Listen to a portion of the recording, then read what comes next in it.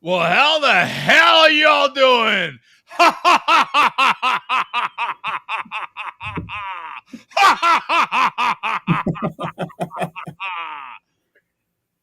Today is the big, controversial show. 666. I just can't say it. This show is on fire. This show is on fire. Yeah. A new sound effect, Joe. I like that. Today is Saturday, September 3rd, 2022. Jody, your host. We got Mark and Bum in the house. How you guys doing today, man? Better than last week. It's getting a little warm down here, but I'm doing okay. Yeah. Little warm. I don't have any fire sound effects. Slipping. Oh well. Let me see. Let me. I wonder if in YouTube I could find. Oh, there probably is. You need the Satan sound effect from South Park. That would be a good one. Oh, Satan sound effects. Yeah. Can I paste the link for Teen Wolf? Yeah. Okay. Just shut it down, Jody. Let's see. Satan. I need sound effects, right? Yeah. Satan sound board. What do you think? Satan sound? Yeah. Satan sound. Let's see what this one is.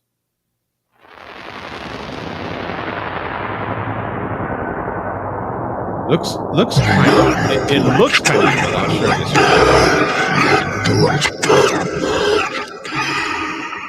There we go.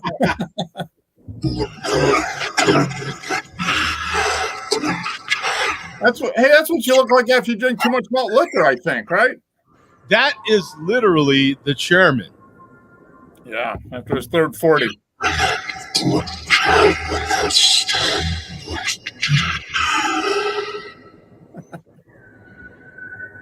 What are those peanut shells coming out? Yeah.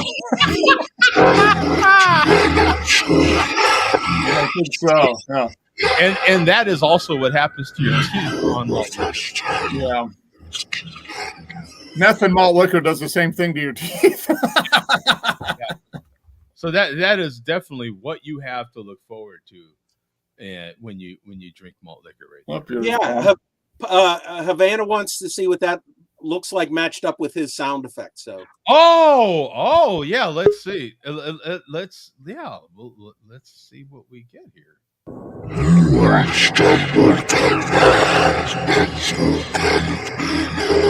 Calling the dog.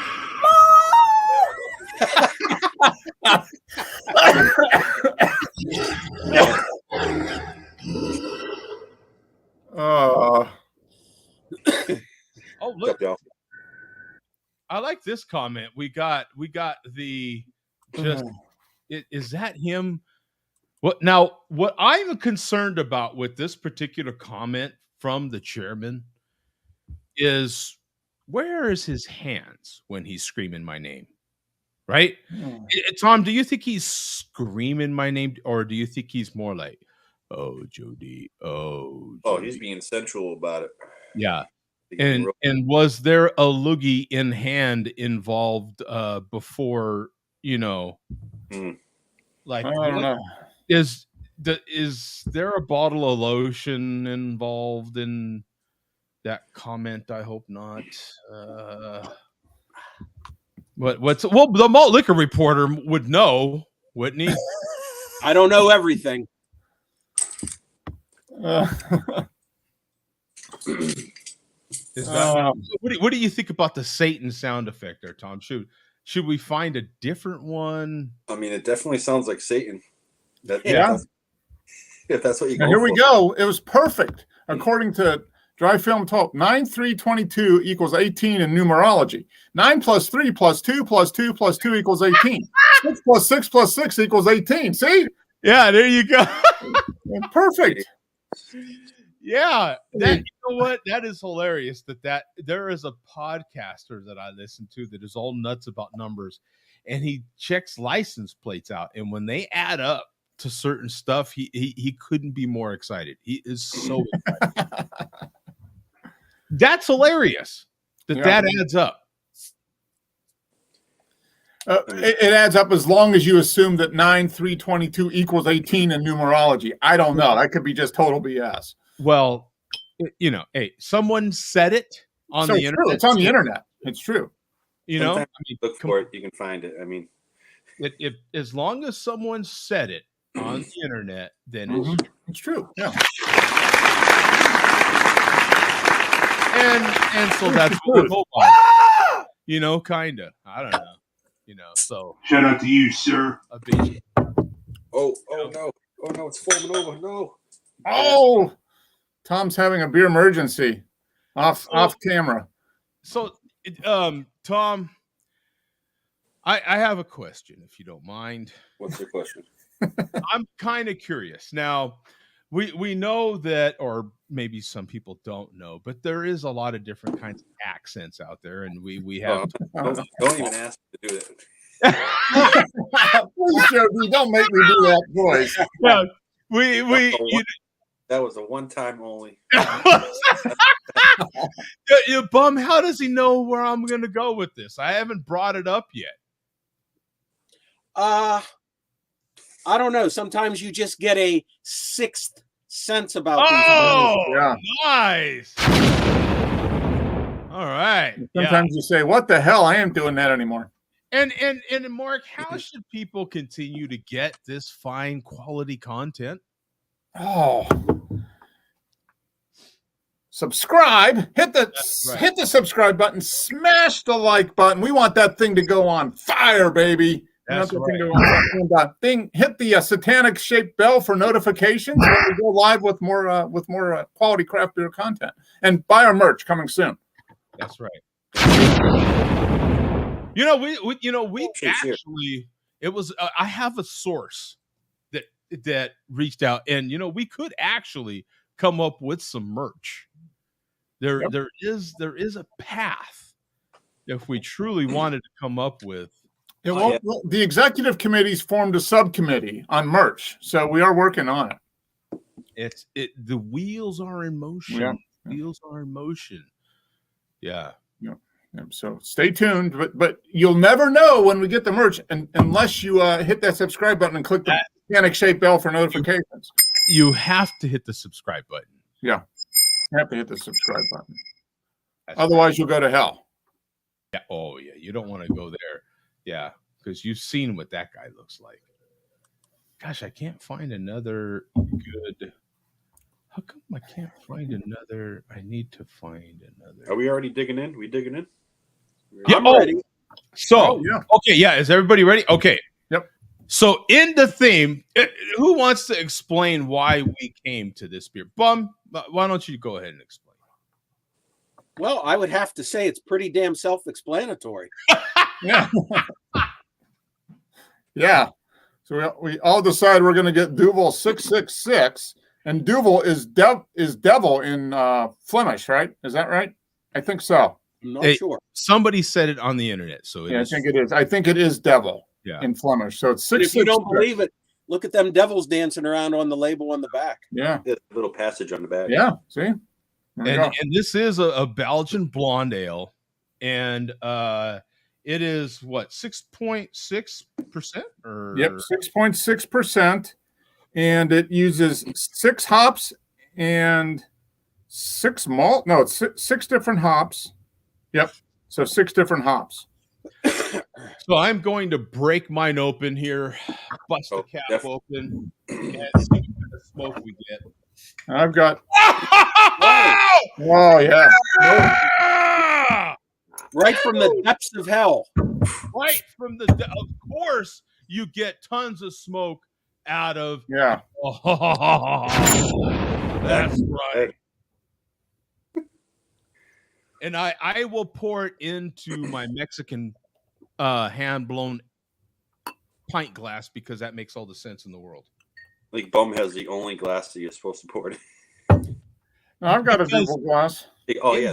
Yeah, this isn't a Duvel. It's the closest I have to a Belgian. See, the perfect pour is the foam comes right to the bottom of the label. See, look at that. Yes, and mine comes damn near to the stripe in the Mexican glass. Oh, But that's like a Trappist glass, right? Mm-hmm. Oh, and I have to get a beer selfie. Ooh. Oh yeah. Didn't We get digging in? We are. So, what is everyone getting, man? Tell me.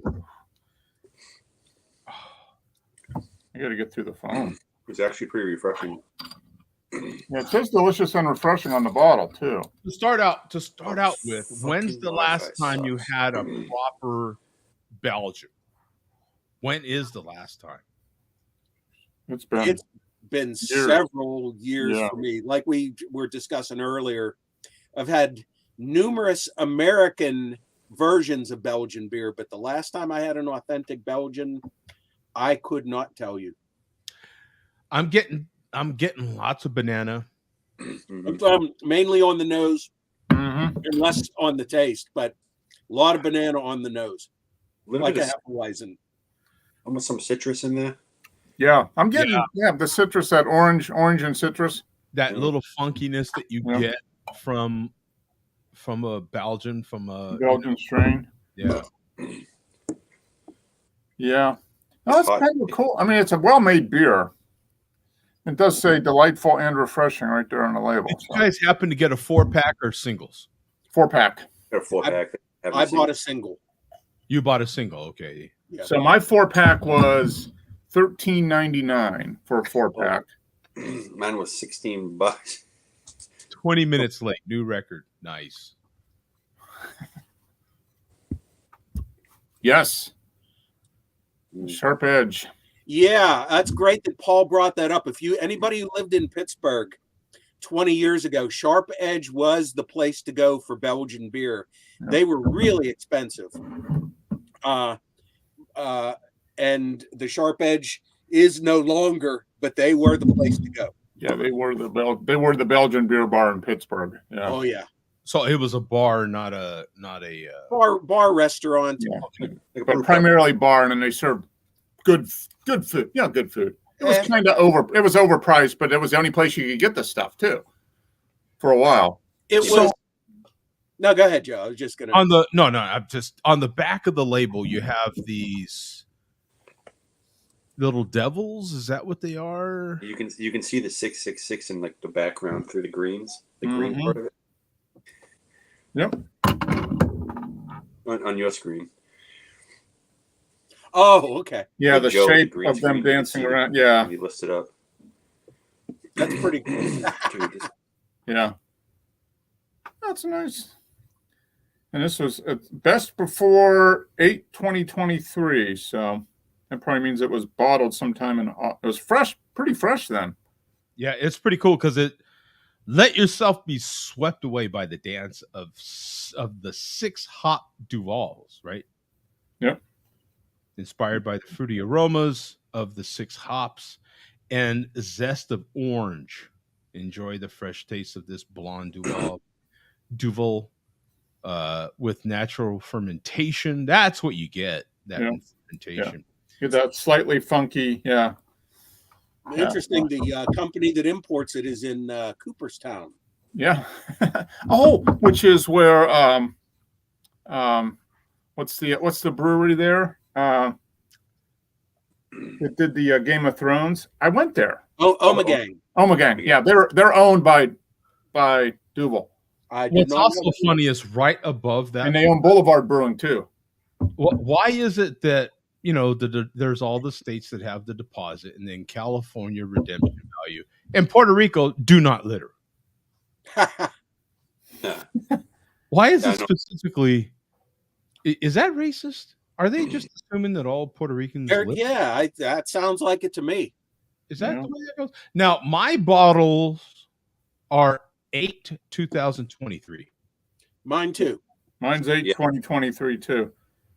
Now, let's go a little geeky here. What's the number? Right below that, I've got Al 2708 1907. I have 1823 is the last 4 of mine. Mine's 1935. So I wonder if that's the barrel or the 2044.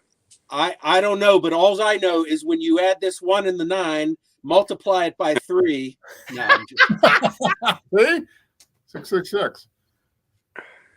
But pretty cool, man. It is fun to for once have the same beer. We have not all four people all current in quite some time, I think. Mm-hmm.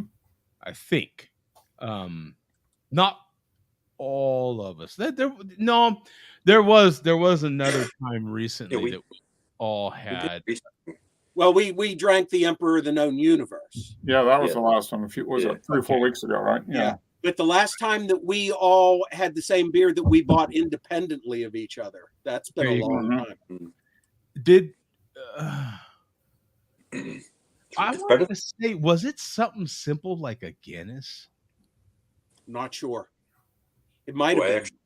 I actually bought a can of the 0% alcohol one today. I just want to try it. Oh, you haven't had it yet, though. I haven't had it yet. No. Okay. It's in the refrigerator.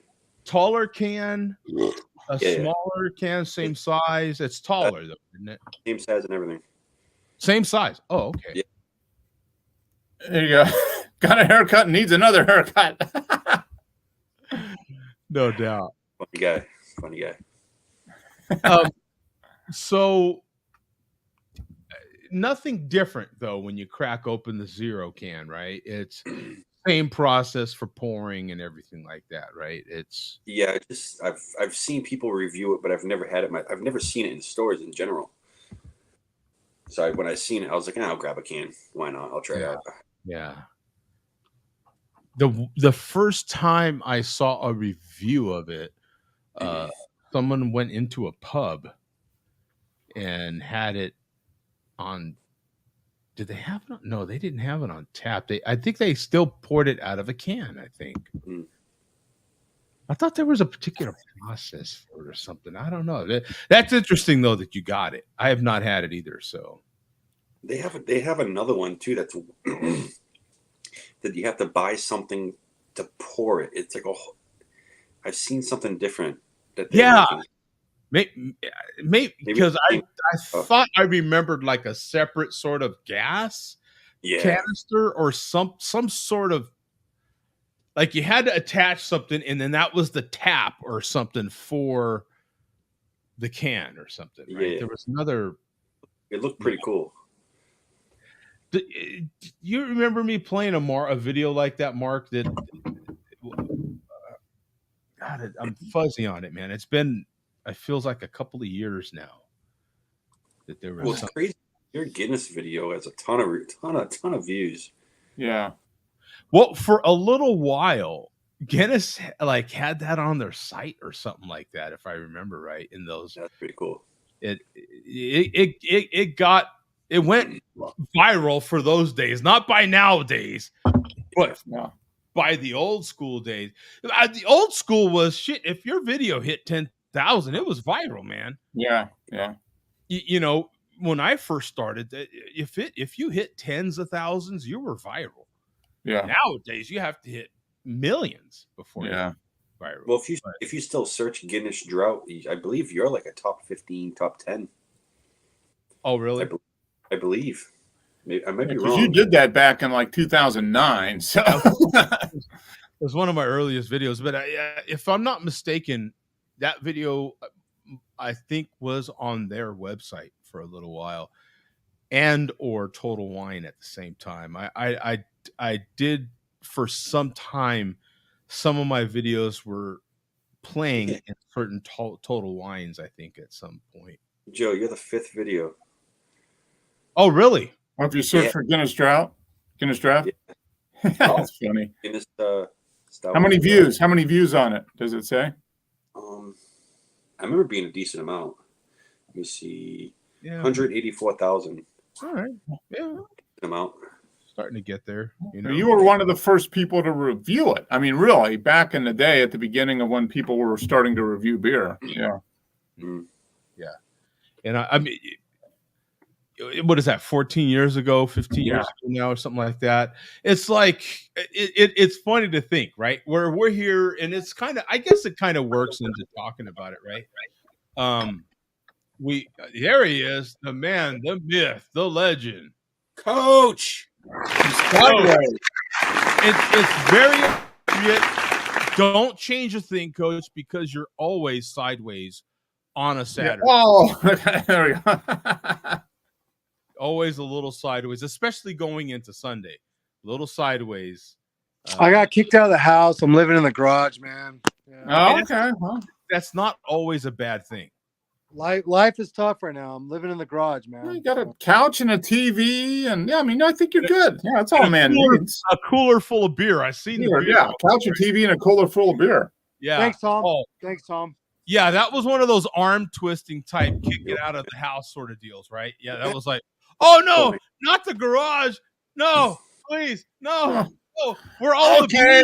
I'll go to the garage. Yeah. Wait a minute, peace and quiet. Wait, there's no you're quack quack quack quack, and no kids. Hey, blah, blah, blah, blah, blah.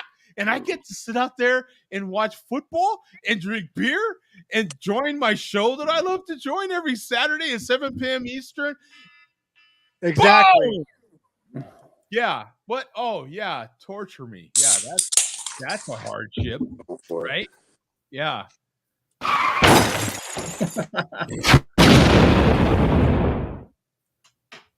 So, Coach, take another week off, bum. Did you crack open one of these fine Duvel 666s? Couldn't get my hands on it, gentlemen. Couldn't get my hands on it. So I am drinking something that's a good friend of mine sent me. Okay. And it's the Bourbon Paradise. So oh, what do you think? From who? From who? Who's that from? It's from Tom. Yeah, man. Well, Cheers. Not who sent it to you. Who's the brewery? Oh, Tom didn't brew it. Maybe he did. I brewed it in my backyard. Yeah, in the backyard. yeah, your backyard. In the yard. Forget about it, guy. Yeah, Forget about it. Hey, you know what, Coach? Because if that came from Tom, I'd be very. Oh, Prairie Artisan. That's a nice one. Yeah. Drink it. Don't drink it if that came from Tom. I'm telling you. You're gonna start talking like him. Yeah. Don't drink it. What do you mean? I'm gonna go to the bar. It's like eating yellow snow. Don't do it. You know what I'm saying? It's sticking your tongue to the post in the winter. It won't stick. Yeah. So, did you guys actually get your hands on the same thing? Oh yeah. We're drinking it. How is it? And then we got the same beer too. Oh, nice. Well, there you go. Yeah. How is it though overall? Yeah, it's pretty good. It's a pretty good Belgian beer. Yeah. Yeah. I mean, I would. Yeah, it's something you can keep in your fridge all the time, and it's got good flavor. It's not too heavy. I mean, it's light bodied. A little bit of alcohol, not too much. Is it Ouija board worthy? What were oh, yeah, definitely. Yeah. It all adds up, Coach. It all adds up. Yeah. What is this seeing this one? What Steele gets $1 for every time he sucks off a member of the MLDC. That's why he proudly displays his stack of 1,000 ones. Oh my! And then image I didn't need right there. Hey, there's Mark's brother. The bath night must be over. Bath night must be over. Bath night is still currently in session. That's why he can't jump in. That's why he's right now. That is exactly why he's busy. He's busy. Rumpelstiltskin. When's the last time you heard a Rumpelstiltskin reference? Man, Been a while. Decades, probably. Hey Joe, it's not as good. Not as good. No, not at all. It loses its oomph a little bit, a little malt backbone that what you're waiting for at the end. It's like liquid. It's like water. It's got it. So you're drinking it right now. It has the lacing. Like it looks good. Yeah, but it's just not. It just doesn't bring what you want. Isn't that kind of Guinness in general? I mean, you have to get, until you're drinking what's the other one that's a notch above it? That's what that is. Thanks, YouTube bandwidth. That's awesome. If you snuck this in after having like 2 or 3 and I was a little tipsy, I maybe wouldn't notice, but you know, I notice. I recently had an 8-pack. Don't ask me why, but I had an 8-pack of regular Guinness Drought. Mm. And God, it's so underwhelming. You know what I'm saying? You're like, oh my God, I'd rather have Miller Lite than to have this anymore. You know what I'm saying? Like, what's the other Guinness that's above it? The extra. Foreign extra. Foreign extra. Yeah, The extra. You have to go to Guinness Extra before you start getting any sort of Guinness that you feel like is remotely stout worthy, right? That's to pop my cherry. That's the beer. That's the beer that started it all. Yeah. The extra stout. So when you're referencing regular Drought, that's even more underwhelming than regular Drought? Yeah. Wow. Well, you just saved me a few bucks. I tell you right now, I'm not gonna. It's only $9, but still, it's like it's really it's not that great. You're better off getting regular Drought. And if I recall seeing that in the stores, they only sell it singles, or do they sell it in? No, they do 4-packs. Okay. Yeah, they just had a broken up 4-pack. I wonder how many zero or non-alcoholic beers there are these days. Oh, there's a ton of them. There's a lot now. Yeah.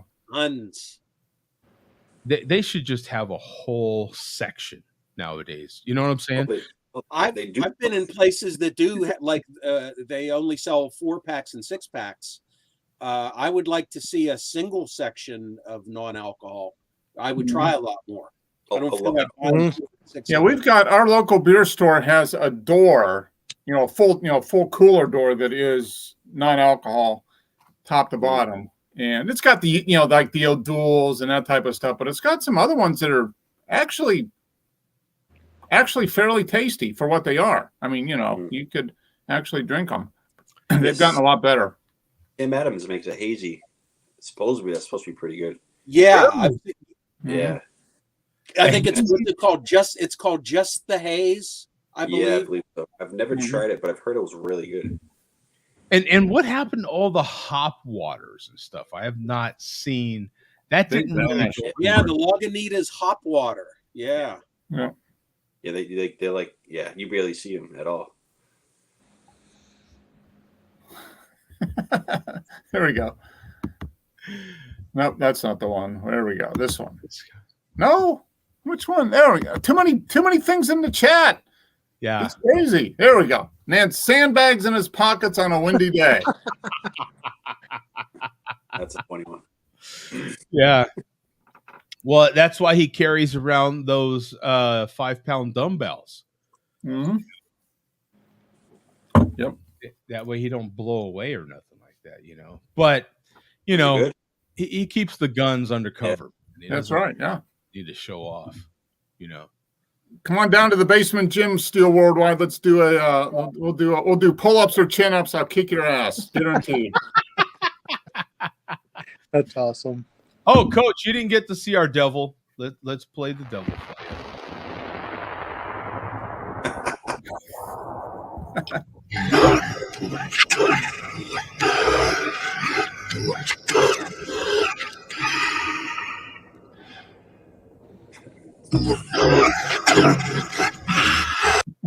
That's great, Joe. You found footage of my ex-wife. That's so great. Oh, thank you, man. That's great. Nice. So I'm just curious what Billy D thinks of all this. 666, 666. Is Billy D superstitious? Does he worry about these sort of things? Is he in the devil? Oh boy, we have a hot chick sighting here. Hot chick. Oh yeah. What's up with Joe's background? Oh yeah. With smooth glass. Mandy? Hey, Mandy. How's it going? Good. I was trying to figure out what the hell's on Joe's background. Oh yeah, no, that's exactly it. Hell. That's what it is. That hell. is hell right there. Yeah. 666. Oh yeah, because it's show number 666. Hey, atta girl. Hey, all right. Atta girl. There you go. That's what I'm talking about. Yeah. You can't put anything past her. That's a keeper. That's a keeper right there, Coach. Don't let that one go. She lets you stay in the garage for a while. That's even better. Yeah, that's even better. Heck yeah. Well, yeah. I'm stuck in hell, so it's appropriate. Like she kicked me out. Oh, be careful where you go there. You're digging yourself a hole. Yeah, all the way down. You're right, Mark. Okay. Yeah. Bum, take it away. Jesus Christ. You gotta know when to walk off. Billy D, save Coach. Billy D, save Coach. Yes. Well, if you add up those numbers 4 and 5, 9, somewhere along the line, if you multiply them by something and subtract something, I'm sure you get 666. Yeah. 18. Yeah. So actually, tonight's malt liquor is kind of keeping in the theme of things, kind of. Okay. Actually, this is one of Mark's favorite German malt liquors. I believe we have both consumed this on the show. Can you guess what it is, Mark? Oh, what's the Klaus whatever? Yeah. Close enough. Oh yeah. EKU 28. Yes. EKU 28. Billed itself as the strongest beer in the world back in 1986. Right. And I had it back in 1986. I don't think we can get it to focus here, but what is the strongest beer right now? I don't know. Isn't it like it changes all the time? Isn't it 21 or 22? Probably 30 or 40% somehow. So that's like what, 13%? Isn't that what it is? 12.8 or this still it's got to say it on here somewhere. 11%. Mm-hmm. Now 11. Isn't that something? Look how far we've come. 11% used to be like, whoa. That was they built itself as the strongest beer in the world back in the 80s. Yeah. Now back in the 80s, when I bought this bottle, yep, they lied to me because they said the 28 meant 28 proof. It was they said it was 14% alcohol. Yeah. Look at this 1980s label. First of all, look at that malt liquor in bold print back. Yep. And hell. Hell. Look at that. Hell. HE double hockey sticks. See, an 8 minus 2 equals 6. So there you go. Yeah. So yeah, I looked this up, and this is German for hell in a bottle. Yep. So yep. And look at them big letters on the back there. Oh, yeah, not 1986, little brother. That was big boy beer back then. 11% is wimpy stuff in Colorado. It's a session ale in Colorado. Yeah. So take my word for it. It does say malt liquor still on the label. Oh, the 6. Oh, smells so good. Ooh. Mm. Now this is good, Tom. It's like a Doppelbock, basically. All right. Yeah. Oh, this is so good. Yeah. When was the last time you actually heard me say that while drinking a malt liquor? Right. Why drinking something that has the malt liquor label on it? Yeah. Mm-hmm. So this is a good way to ease back into things after a couple weeks of not feeling good. Next week, I'm afraid it's back to the full helpings of real malt liquor. Oh, one more bit of numerology here. And for anybody who says that the numbers, that number thing is a bunch of bullshit, think about this. And I did not plan this, I swear to God. This is malt liquor number 82 for tonight. When you reverse the numbers. Oh, man. Yep. 82, 28, and 8 minus 2 equals 6. There you go. Oh. Mind blown.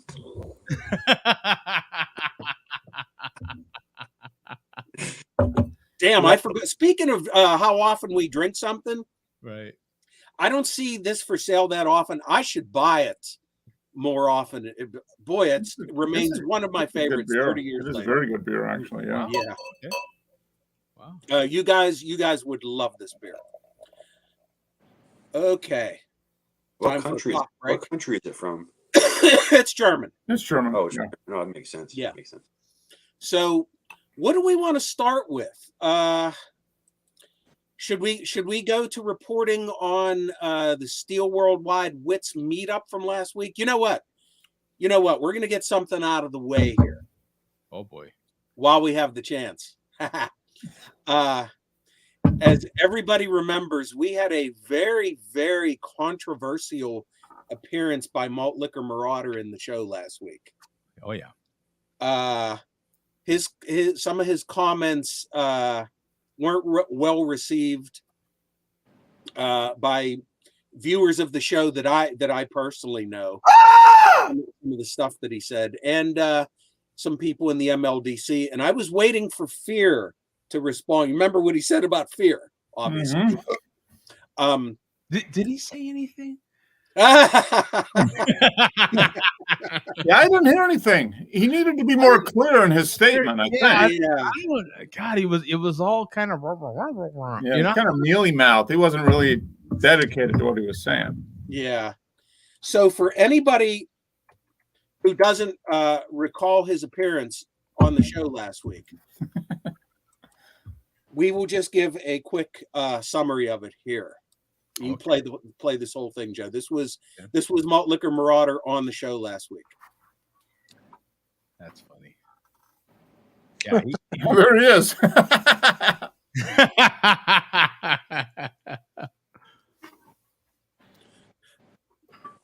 That doesn't make any sense. And those $1 bills, that's like maybe $300 in $1 bill. Does anybody know what he actually does for a living? I got a 13-year-old, a 9-year-old, a 7-year-old, and a 5-year-old.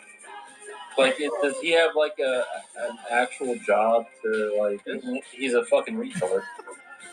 He's not a professional. I think he's secretly on.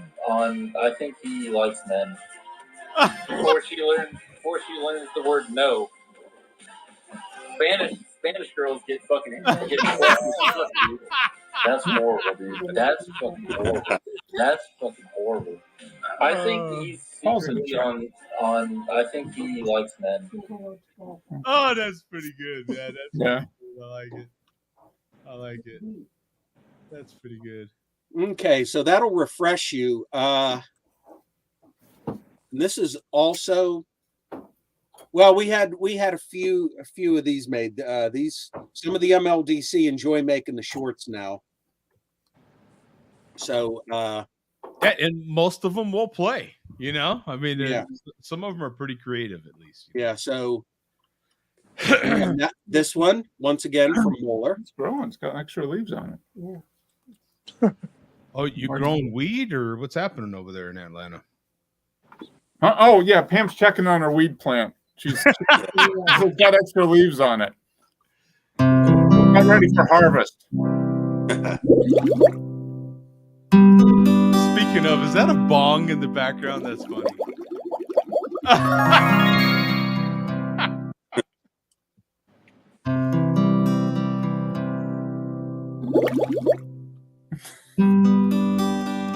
So is it just playing in a loop? Is that? Yeah, and that's it. Well, we have this from Fear. All right, so let me get this other link here. There we are. Put that in here.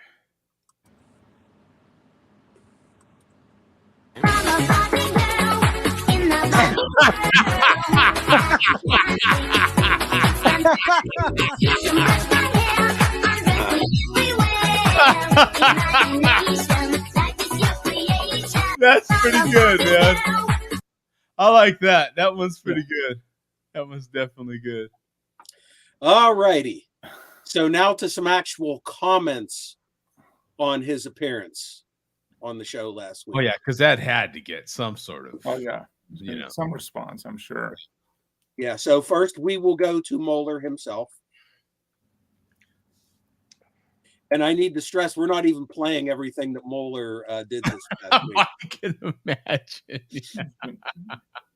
We got another one, maybe next week. Okay. So, we're gonna save something, right? So the title of this video is "Threats of Violence on the Share a Beer Show." Oh, yeah, let's hear it. So basically, Moeller listens to a long stretch of the show last week while he's recording himself and commenting here. But we're going to narrow it down.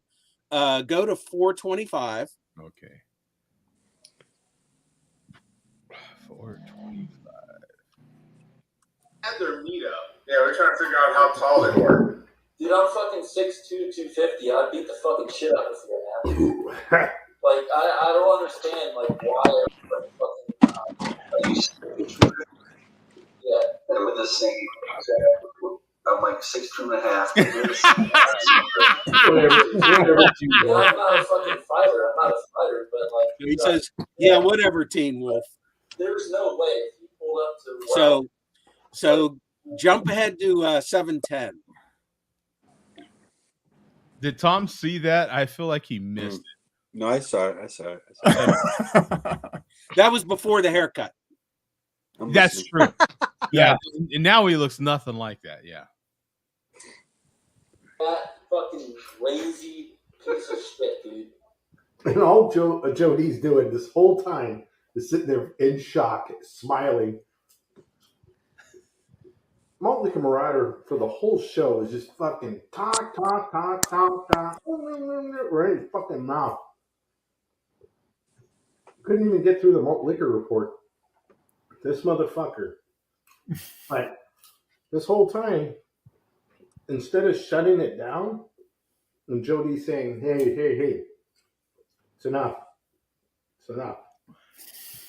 Try to calm the waters. Nah. But yet, Chairman goes outside, trolls a few people, never threatens bodily harm. Wait, what? And you won't have your chairman on your show. But you'll let Malt Liquor Marauder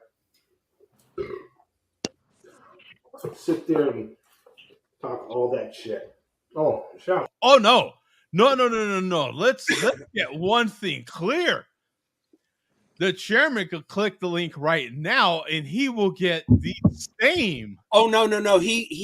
What he means is that he's saying you're being hypocritical for not showing the chairman out trolling, Right, yeah.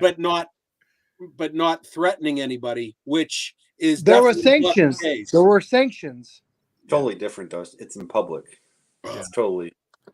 There were sanctions done, and that's just how it is, right, Joe? Yeah, absolutely.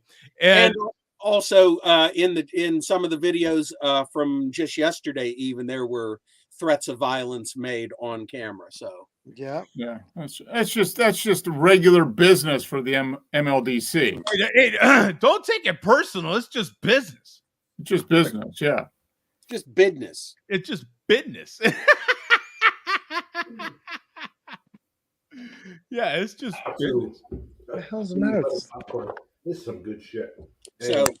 So that's Mulder's complaint, saying that if we have Malt Liquor Marauder on, we should also show the chairman trolling in public. He is more than welcome, man. I would stop the Malt Liquor Report right now if he were to click on the link and jump in. He would have full attention.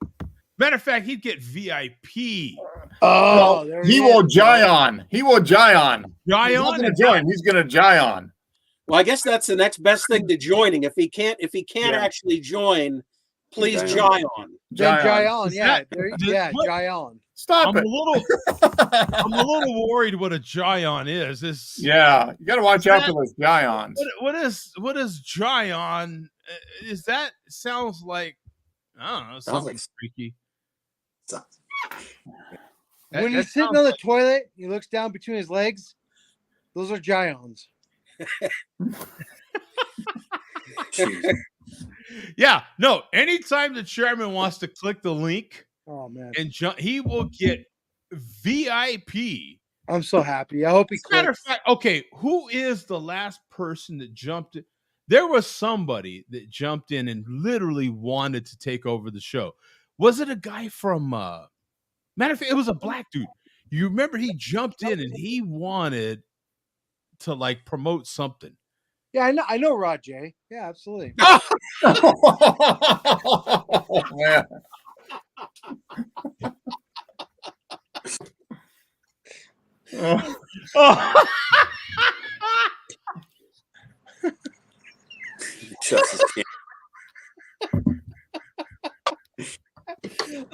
my God. Oh, okay. Sorry, gentlemen. Was that not Mom, funny? get us out of this. I don't know. Get Was us that not out of funny this, enough? man. What the hell? Give us a link or something. I am not Oh. attacking Rajay. Dear God, no. No, we all love Rod. Yeah, Rod no, we love J. Rod. Yeah, Yeah. Rod. That will be in Moeller's next video. That You love Rod. he will quote that you love Rod. That's a good joke. I just killed you guys. These motherfuckers. The Like, trap has been set. Oh man, yeah. So get us out of here, man. Get us a link or something. Save us. Oh my God. Save us, Billy well, D. obviously, all the hate last week on Malt Liquor Marauders' part, other than the chairman, was directed to Fear, obviously. So we never really heard from Fear all week until the end of the week. So, oh, baby. I gotta say, Fear Who's asking? kind of took the high road here. He did make a video addressing things. So go to 55 seconds in, and what we have here is Fear basically listening to Moeller's video where Moeller is listening to us. So you probably won't catch a lot of the discussion. 55 seconds.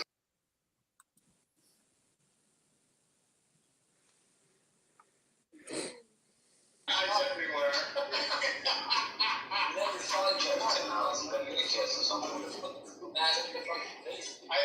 think he's multitasking right now. I think he called me out right now as well. Yeah. Correct, Milk Dud Head. I was talking to you. What's up, shits for brains? You read the title. You clicked on the fucking video. I wasn't really going to address this Malt Liquor Marauder situation in a video. I was going to try to pop into a live stream one of these days and see if I could catch them, kind of face to face. But I don't know if I wanted to get in there on this 666 one tomorrow night. There's still a possibility I might be able to pop in there, but I'm not really sure. I do have sort of a busy weekend with, family and friends this holiday weekend. But I was kind of hoping to jump in. Is that the big news that he has family and friends? Is that? That's my question. Yeah. Nah, that's not. No, Fear does have family and friends, which he always addresses on the show. I mean, in his videos. Yes. Been there on the Share Beer show. Let me back it up. But I'm not really sure. I do have sort of a busy weekend with, family and friends this holiday weekend. But I was kind of hoping to jump in there on the Share Beer show and give those people a piece of my mind. We'll see. Well, that ain't going to be much, is it?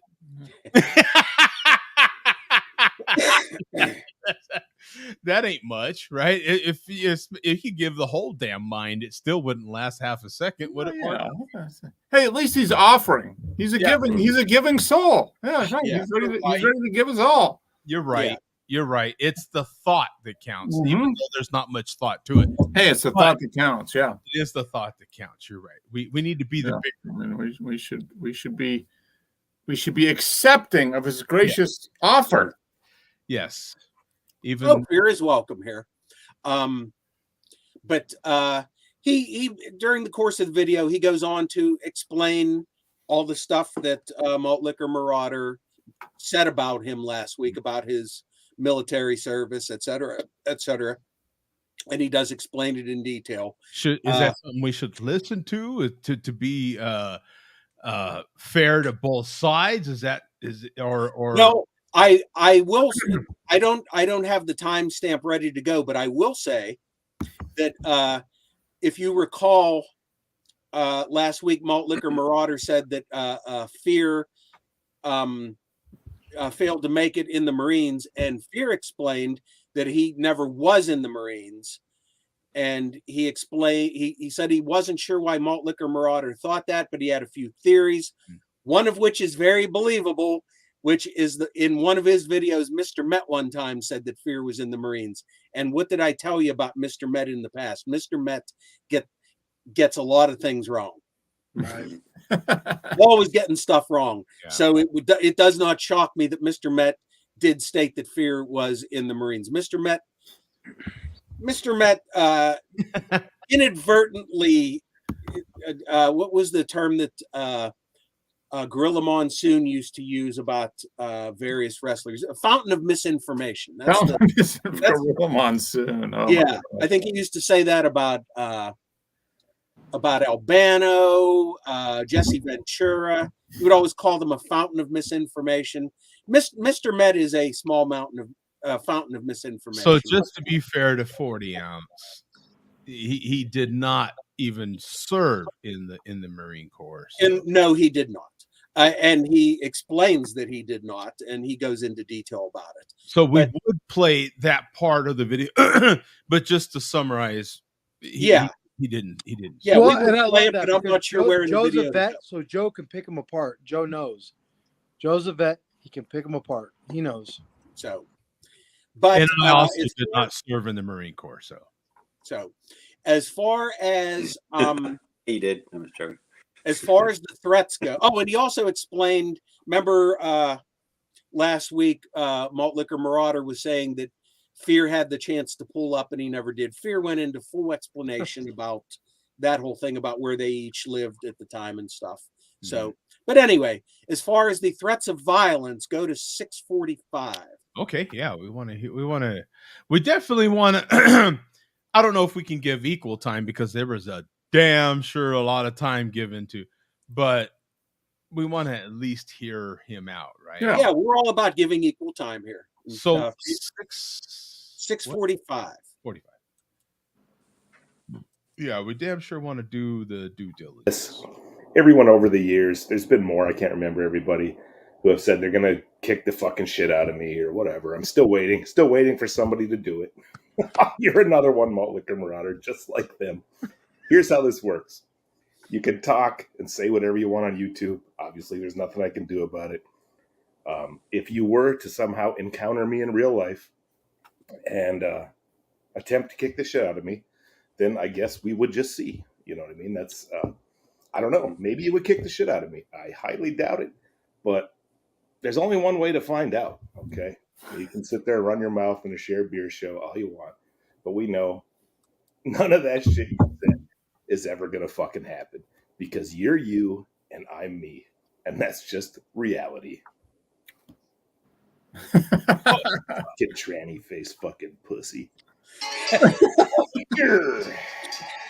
So that's it. What Coach, what does that mean? Content creators. That's what that means is we are now promoters of fights. We are Don King. We get paid to make these people fight each other, and we just get money. Yeah, we get like 40% of the gate. We get 40% of the gate. Made like 90, and Mike Tyson made like 9%. Yeah. Could we? But we're generous. Well, we'll do 75-25. We'll get fair 75. enough. Joe asked me a question, so it means we're gonna get rich off of these two idiots fighting, and that's great. Okay, that's great. You're gonna sell like you. All right. Well, and how should we run this sort of battle bots slash battle? Well, you can't count it battle bots. It would be battle malt liquors. It's MLPPV. Malt liquor pay-per-view. Okay, I like it. Yeah, and we've already had somebody who expressed some interest. He told us we could make millions on this. I believe his company is called King Vision. Yeah. Hey, we could sell virtual tickets to this sort of thing. Were they going to drink a 40 before they fight? Like yeah. fights? Oh, yeah. They got to. They both have to down a 40 first. What would be the rules to this sort of malt liquor battle royale? The same thing as the first UFC rules. No eye gouging and no hit to the testicles. Should they drink per? In a virtual fight, how do we figure out who wins, Mark? How does it work? We need to come up with some sort of we're making it complicated, Joe. Let's just see the fight. Yeah. Joe, amen, Mark. So, in other words, like a Kimbo street fight, a Kimbo Slice sort of virtual street fight. and we just sell the tickets, man. We're just taking bets. We're That's just right, taking yeah. bets on this. We don't care how it turns out. We make money either way. Now we have someone managing the financials for this, Tom. Do you think with your experience in crypto that we could come up with some kind of share of beer crypto and capitalize on this sort of opportunity? That sounds kind of illegal to me. As now we've got an actual reporter that can make this legit. You know? Wait a minute. We got an investment guy here, Mark. We've got. I say we just create a new cryptocurrency called ML coin, and then we sell the ML coin. Yes. For the fight. Yeah, we're good. Yeah, I'm sure everybody's fine with that. Yeah. And we've already got the face of it. We've got Billy D. Yeah, you can put Billy D on the ML coin. We create the blockchain for Billy D. He could be on the blockchain. Yeah. And we can sell ML coin. Yeah. And nobody's liable. Billy D's liable. Yeah. He's Mike Tyson thought he had something bringing back these old champions and they were going to do that. Man, are you kidding me? We call Iron Mike. I bet you Iron Mike these days would get in on some of this stuff. He might get in on some. Iron Mike might be the first battle. Who knows? I don't know. I don't want him to stomp on my son's testicles, but other than that, we're good. Yeah. Yeah, you never know. Well, let's hear from Iron Mike. I wish one of your guys had children so I could kick them in their fucking head or stomp on their testicles so you could feel my pain, because that's the pain I have waking up every day. The show. Have you seen the show Mike on Hulu? I've tried to watch it. It was lousy. It's terrible. Yes, terrible, Mike. Or Mike, it's terrible, Mike. Tom is terrible. It's not good. Not that bad. I couldn't make it. It's a lousy. It's just a lousy story. Yeah. I can't read that chat comment. What's that say? Okay, Bum. So what are we doing here now, man? What's Okay. There is one more because Marauder's giving me guidance on how to move on. Oh, okay. So there was one more Moeller. I'm sorry, Moeller's giving me guidance to the producer. Yeah, he's the producer in my ear right now, which is in my head. So I better move on. I don't want to have video. Well, we might have something from Moeller related to Malt Liquor Marauder that we'll play next week. It's flattering though, Mark, that he literally all the 600 and some other shows that he thought there was some serious good production value to this. Yeah, it's flattering. There is. Yeah, that's something. That's okay. Okay. Well, we're gonna report on the chairman meetups from the last 2 weeks. Oh. Now last week, remember we said there was no point in reporting on the chairman and wits because it was still ongoing, and you knew that it wasn't over even as of showtime last week. Mm-hmm. I will just explain in vague terms what ended up happening, and I'll leave it to you guys to fill in the blanks, okay? Okay. Here's what ended up happening last week. The chairman and wits did meet up down in Atlanta.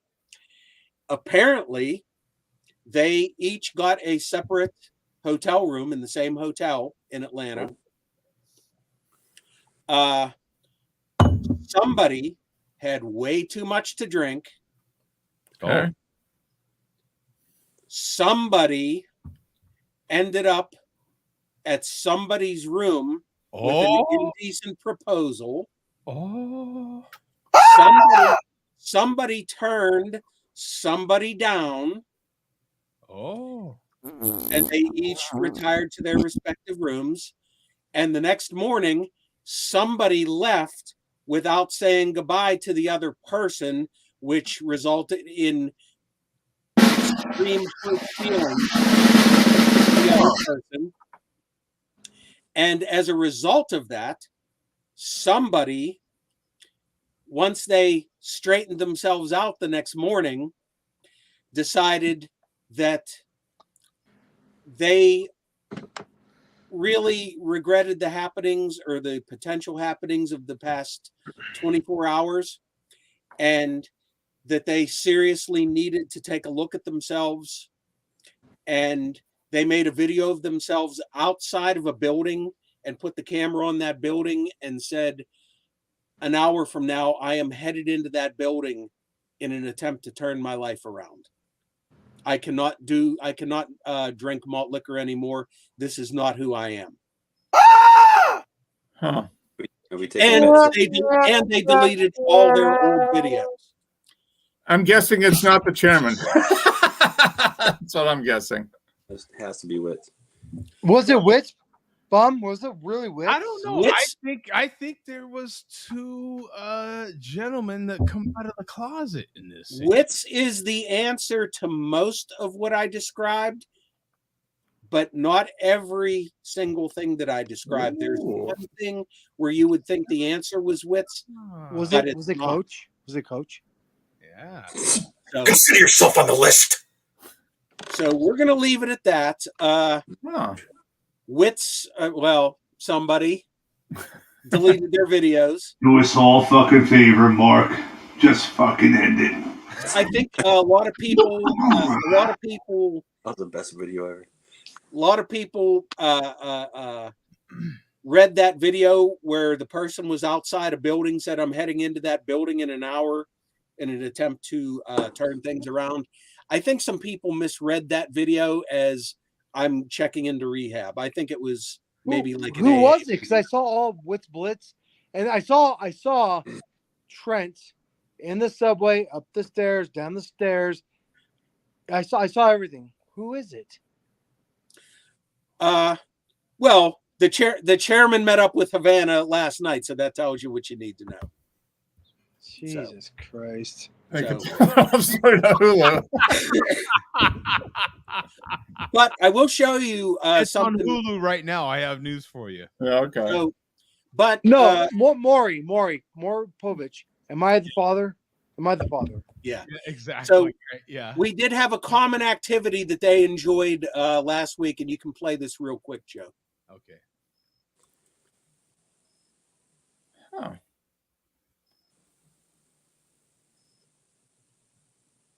And this is from the chairman. Oh! I like it. I like it. Watching the Share Beer Show. And what's the nickname for Buffalo Wild Wings? I've heard it before, but I don't go to Buffalo Wild Wings enough to. I forget the name. Huh? There's a nickname for it? Yeah. Oh. Well, BWW, I think. Is that? No. No. Doesn't ring a bell. Anyway, it is cool that someone is not at home tuning in on their mobile device. Yeah, to the Share Beer Show. And still watching live. That's awesome. Oh, and I got a report. Witz is in the chat here. Oh, yeah, I love it. Oh, yeah, because that's the part where she said, I can't hear you. I remember that. Yeah. Witz says there was a misunderstanding and that was it. Good times. Oh, Witz says she went to a woman's AA meeting. Okay. Oh, and good. Fear says shout out to BW3. AA. Okay. Is there any photos? I don't believe so. So anyway, that was all the stuff that happened last week. Witz took down all her videos. Wow. We had all kinds of good dramatic stuff that was up. I feel like that's not the first time, right? Like, so is she off the A team now? Oh, you know what? That's a hell of a yes. Keeping it with the theme of the show, that is one hell of a question. Nice. I like it. Yes. That has not been addressed all week. That has not been addressed all week. We bring it up here on the Share Beer Show. Yeah. If she's not, it means the A team is down to the chairman and Fear, because Falstaff has made like 3 videos in the last year. So, and Vega. Well, we'll get to Vega in a minute, but so anyway, that was the drama from last week with the chairman and Witz. So the chairman drove up to Buffalo last night and met up with Havana. So they did what you would typically expect the chairman to do now, harassing people, et cetera, et cetera. Did they drink malt liquor in the paneled basement room? No, actually, no, not in the dilapidated basement. This was out at night in public, and well, a bum. The guy that we just showed, what's his name? Malt Liquor Marauder. Yeah, I watched a video and he was talking about Wits, that if she stops drinking alcohol, he'll stop drinking alcohol for a whole month. Oh no, that was Fear. Fear did that video. Oh, Fear, yeah. He said he'll stop drinking for. Oh yeah. Fear did make that offer to her, but see, Fear already does his like sober October and stuff like that. So Fear not drinking for a month is for him is not that big of a deal. But he actually did make that offer to Wits. So, but Wits came back in the last 2 days. No alcohol in the video, so we'll see how long that lasts. Okay. Yeah. Hey, she's trying. Yeah. That's all that matters, man. Props to her. Yeah. So, you know, in all fairness, man, a lot of people that drop out of the show for whatever, you know, it's typically alcohol related, right? There's sure. We've seen a lot of people come and go from the show, and we never make too much of a big deal about any of it. I mean, but it's typically alcohol related. you know, whether it be some treatment or need to take a break on their own, whatever the case may be, that's fine. You know? Oh, sure. Anybody who decides that that's what they need to do, to improve their life, that's great. Absolutely. No, I wish them all the luck in the world. Yeah, there's never any sort of harsh criticism. As a matter of fact, now someone may show a video and prove me wrong, but I don't believe we've ever made any sort of comments or fun of anybody that has needed to take a break. That is, that's a totally good decision if you decide to make that. Yeah. Oh, and Wits is even saying in the chat, it's nice to talk about things. Shout out to Steele and the rest. So good for Wits. No, there's, and you know what? Being man or woman enough to come out, being human enough to come out and say, hey, man, you know what? I need a break. I need to get whatever XYZ straight. Whether it be alcohol, whether it be finances, whether it be for whatever your reason, you fix yourself, man. You work on yourself. You know what I'm saying? Get yourself better. No shame in that at all. No, none whatsoever. This is all, for me at least, this is all just having some fun, man. This is all having fun. It's entertainment. High quality craft beer entertainment. Yeah. Speaking of, smash that subscribe button, click the thumbs up, and smash that bell for notifications.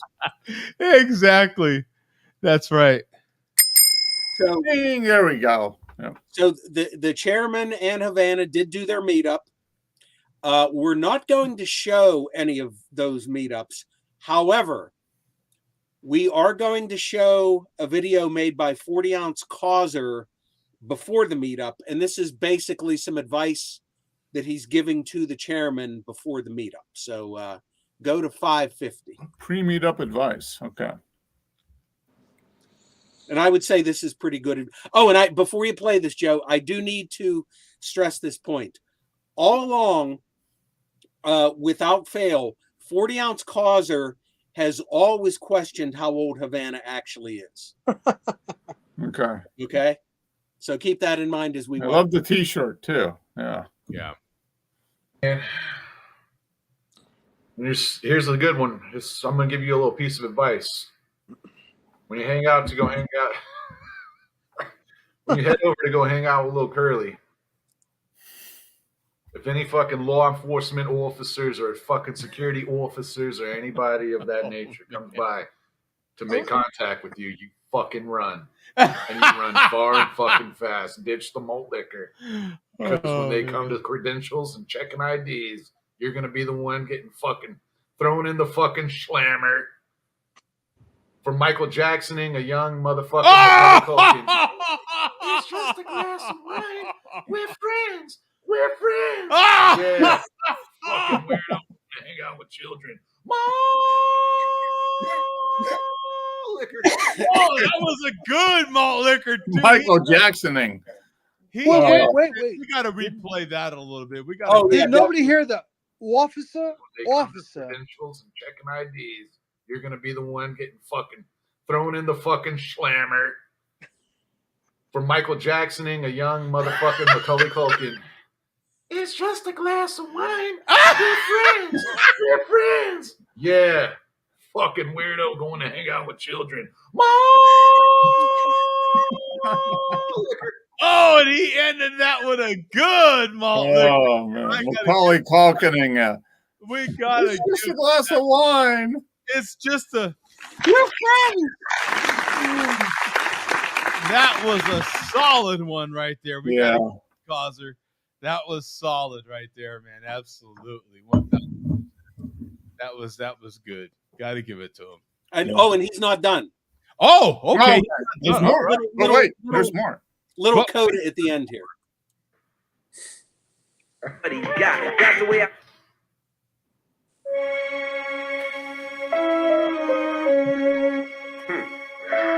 Going to get a fucking high schooler drunk. Good God.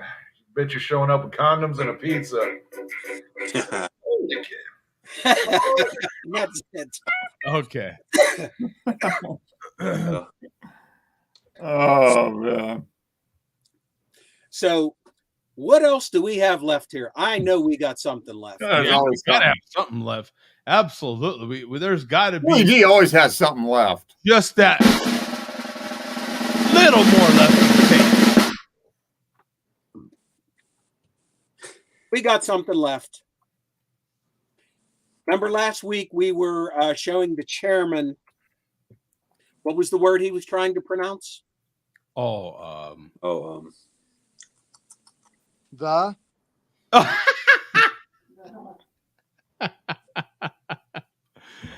I don't remember actually. Yeah. Well, click the link and this should refresh you. Yeah, let's find It'll all come rushing back. I forget, but I remember it was something simple. Perfectionist. Oh, perfectionist. For me, I'm not a profession.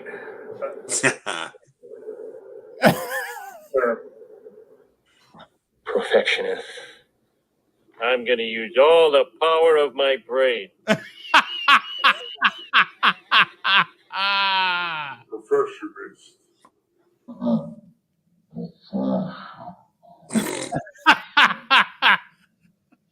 I was going to say something, but I fucking forgot. Perfectionist.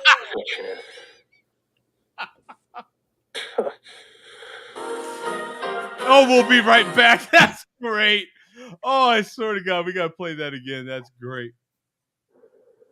That's the thing with me. I'm not a profession.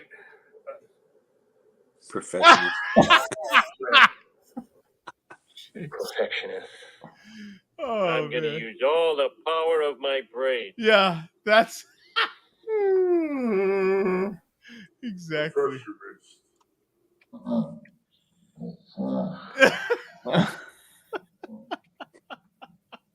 I was going to say something, but I fucking forgot. Perfectionist. Oh, man. Okay.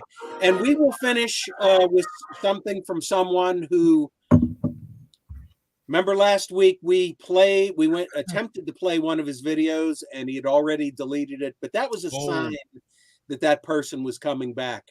Yeah. This person is now in the process of building up their catalog again of videos. So you can just click on and play the intro to this, Joe.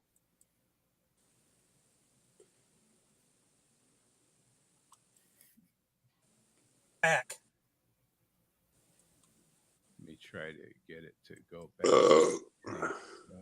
No charge. No charge, exactly. What the hell? I have a confession to make, folks. It's time to tell the truth. I can't deal with the guilt anymore. I am not now, nor have I ever been, a garbage man. Oh! Oh, no shit. Or a sanitation engineer. Wow. That rumor got started years ago, and I just rolled with it. Wait a minute. Rumor got started. Did he start it? I mean, Absolutely. Yeah. It doesn't just get started. I think he's I know, yeah. And at any time, once that got started, he could have stopped it. He said he just rolled with it. Yeah. Rather than fight it. So if you wish to continue believing that I'm a garbage man, by all means, go ahead. It doesn't offend me in the least. What's so offensive? Listen, someone's got to collect the garbage. If you're a I don't think, did we ever hold that against him? No. Oh, no, and that's why he said he's not offended by it. Yeah, look, dude. Living, dude. Yeah, it's an honest. There's people that make a damn good living. Yeah, there's no nuh-uh. So if you wish to continue believing that I'm a garbage man, by all means, go ahead. It doesn't offend me in the. By the way, is he trying to be some kind of badass with this? I don't know. Is that a Colt 45 medallion? I don't know what that is. Yeah, the bandit block. I don't know. And you're holding your 40 in your crotch like you do when it's not there. Like when the 40 is not there, you're still holding it like you're holding something else. That I will hold against you, sir. Right? The least. But the fence really is dilapidated. All right, here we go. The Nissan really is dilapidated. And if you think for one motherfucking second that I would ever tell you fucking idiots how and where I make my money, then you're fucking dumber than 40-ounce fear looks. Oh! Good fucking God. And that's it. So I think it's safe to say that he's back at least on a part-time basis. Mm-hmm. We'll give him props for the Smokey and the Bandit Trans Am, dude. That was the baddest Trans Am. Yeah, that was. Yeah. That is the Trans Am, isn't it, Mark? T-Tops, Smokey and the Bandit. That is the Trans Am. That's it. Like, you think of Trans Am, that's the one. Yep. Black and the gold with the big big flying chicken on it, right? Is that what they call it? The flying chicken? Yeah, the flying chicken. Yeah, I mean that. Come on. Yeah. Yeah, I'll give them props for the Smokey and the Bandit fire of So that's it. So that's the first video he's made in a while, though, right? No, he did. Remember, we played one last week that he deleted. Yeah, and he actually brought that one back, I believe, and he's made two more. Okay. Oh, and he's made two more.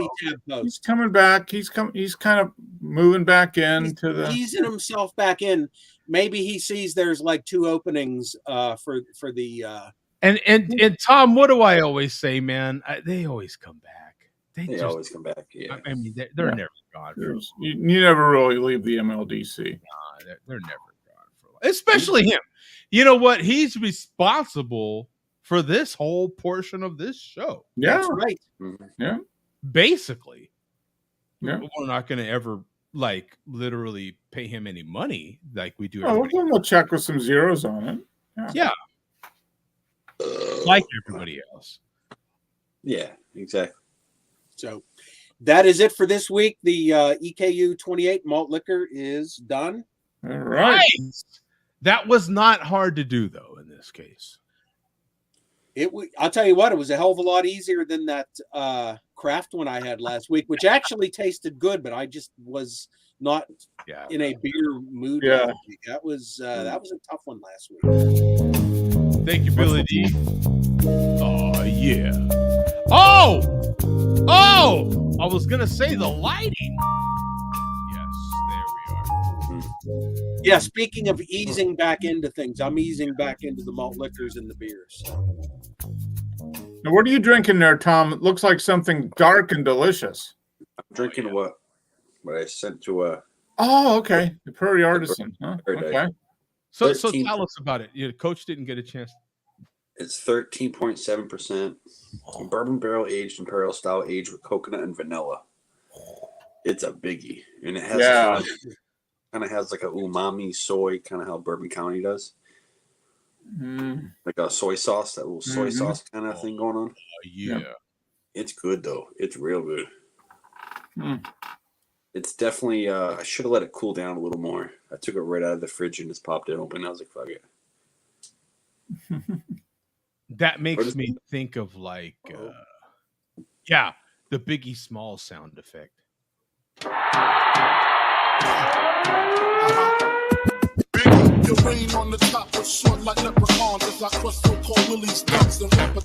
Not the exact sound effect. Damn it. Baby.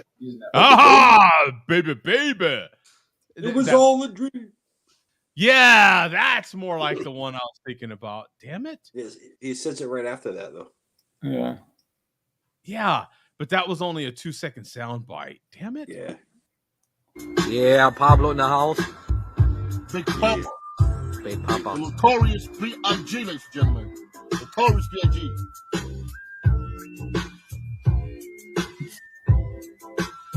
Check it out.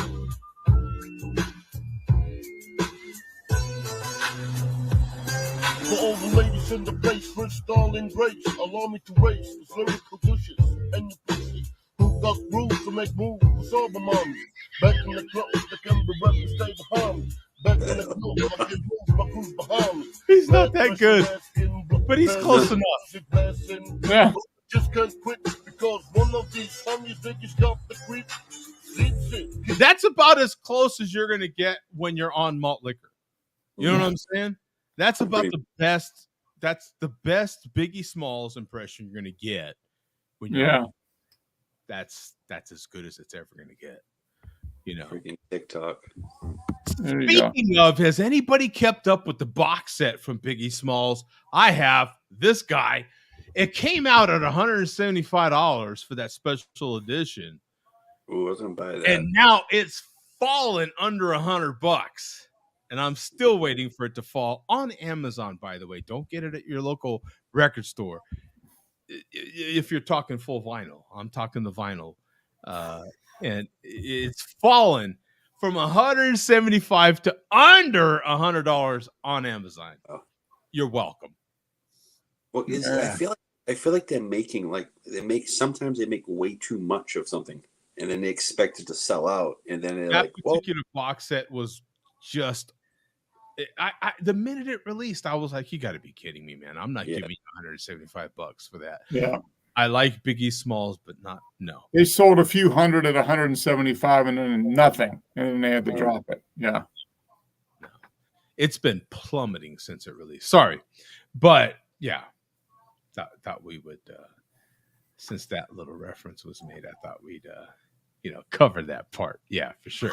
I got to get to some of these comments because God Almighty, there's been a lot of comments. Yeah, there's been a lot of comments. Wow, and the other Cinderson is damn sure holding it down in the chat.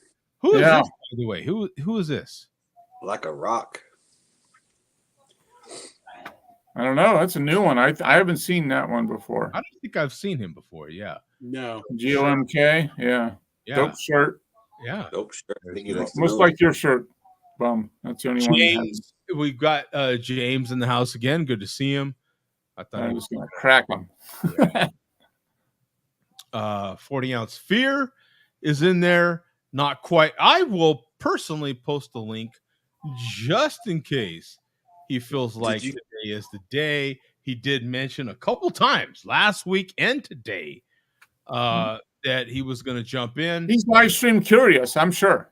No. He is live stream curious for sure. Absolutely he is.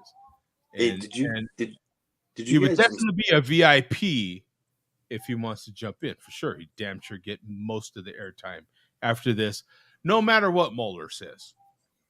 I know Moeller would disagree, but, get your own damn show. Yeah. Bottom line. Yeah. And do it for 666 shows first. Yeah. Yeah. On your 667th show, then, right, you'd have to do a show in order to do it as quick as possible. That would have to be sometime next year if you were to do it consecutively every single day. And I feel like Greg attempted such a thing, but not live stream. But dear God, that man was an animal for a while. You know who's currently on that sort of pace is our friend from across the pond, who does have quite a few followers. Dear God, he gets a lot of hits per video. Craig? No, not Craig. He's not the top beer reviewer right now on YouTube, but he's up there, man. Are you talking about there's another dude I watch from across the pond, Master of Hops? Yeah.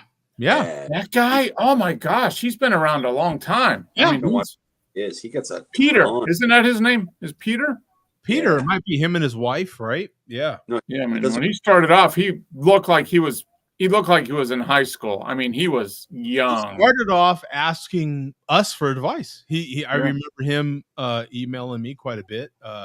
We went back and forth for quite a while, and he's now he's 35 and doing.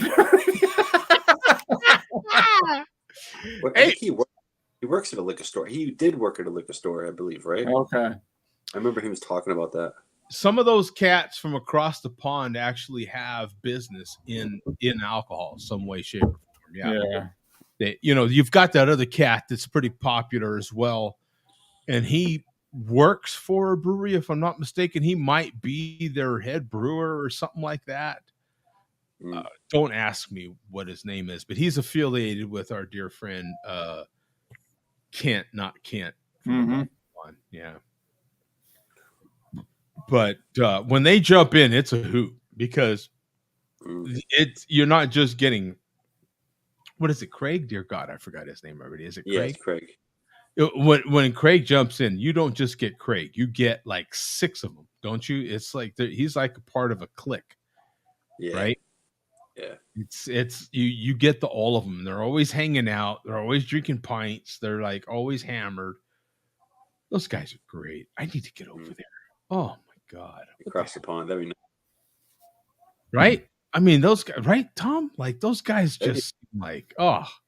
And I am dying to get over there and hang out with Neary. Neary just seems like, even by himself. And Neary has his little clique of friends too. They don't all get online. We've been fortunate enough, haven't we, Mark, to have 2 or 3 of his friends get on though? Mm-hmm. I think in separate situations. Mm-hmm. They seem like a hoot. I am dying to go over there and try fish on a pizza. Other than our anchovies, I mean, they have legit fish on pizza. That is, I don't know. You got to be kidding me with this stuff. Like tuna? You have a few Belgian beers, and you can do fish on pizza. You're good. Belgian beers first. Yeah. and then fish second. Yeah. Yeah, to motivate you a little bit. Yeah, we need something to soften the blow from. Oh my God! Like what? I've had tuna on my life That's here. Really... That would be a dream trip, honestly. I would love to go over there and hang out with Neary, have some pints, dig into his little, backyard basement there, and see what he's got stored under there. Dollar beers that he gets. Dear God, his Raw J deals are out of this world. Yeah. And then head over to Ireland and do whatever they do over there. Man, right? I'd love to dig up some family. Not dig them up, but dig up family that I don't know. Yeah. And maybe meet them. So you take a shovel or mentally. Oh, mental shovel. Okay. Michael Jackson. Michael Jacksoning. Wow. Yeah. Can I call the police now? Just a glass of wine. Yeah. We're friends. Dude, that's got to be one of the causers. That's got to go in his Hall of Fame. Oh, definitely. Definitely. And I like how James says, I thought he was going to crack him. Yeah. I mean, I was waiting. I was giving it time to kind of manifest itself and see what was going to happen there. Some of these comments are great. You guys brought up Adam Sandler. Do you remember the caddy in Happy Gilmore? That blonde-haired kid? No. He won a PGA Tour like a month ago. Really? Yeah, the same guy that used to that caddy in the movie won an actual PGA Tour. I thought it was hilarious. No kidding. Wow. It was actually pretty interesting. I'm thoroughly confused by what's happening with golf right now. I mean, LIV and everything. With the Live Tour, that's gonna fade away in a couple of years and be a non-issue. I think they're gonna get all their money and then it's just gonna fade away. I don't know, man. They're getting all the guys right now, man. They've got some of them, but yeah, I don't know. They've gotten literally all the names, man. Like the PGA Tour, at this point is kind of hurting. Well, the PGA Tour just came out with a new thing with Tiger Woods, and they're adopting some of their stuff now. Yeah, the Live Tour, I'm telling you, they've got traction, man. The PGA Tour, the new thing is saying they're going to finish 18 holes in 2.5 hours, which is kind of hard to see. But smoking, that is smoking. Yeah, they can't do that unless they're on carts. There's no way. Yeah, they got to be on carts to do that, or running. Hey, I could do that. I could run an 18-hole golf course. Whoa, there you go. Now that's a sport. If they had to run speed golf. That's an actual thing. People do speed golf where they see how fast they can get through an 18-hole course with the lowest score. Okay, you know that I live in a golf. I don't. Oh yeah, but I live in a golf place, right? This Phoenix is golf and baseball. For those who don't know, there's this huge golf and baseball. You know what's really big right now here in Phoenix is frisbee golf. Frisbee golf is that big where you're at too, Tom, as well? I don't necessarily in my area, but for some reason when I watch YouTube, I always see clips and I always see videos of people frisbee golfing. Yeah. Is that happening here in Phoenix or is that just kind of all over? It might be more southern thing, more hot area thing. Okay. Yeah, it's like frisbee golf.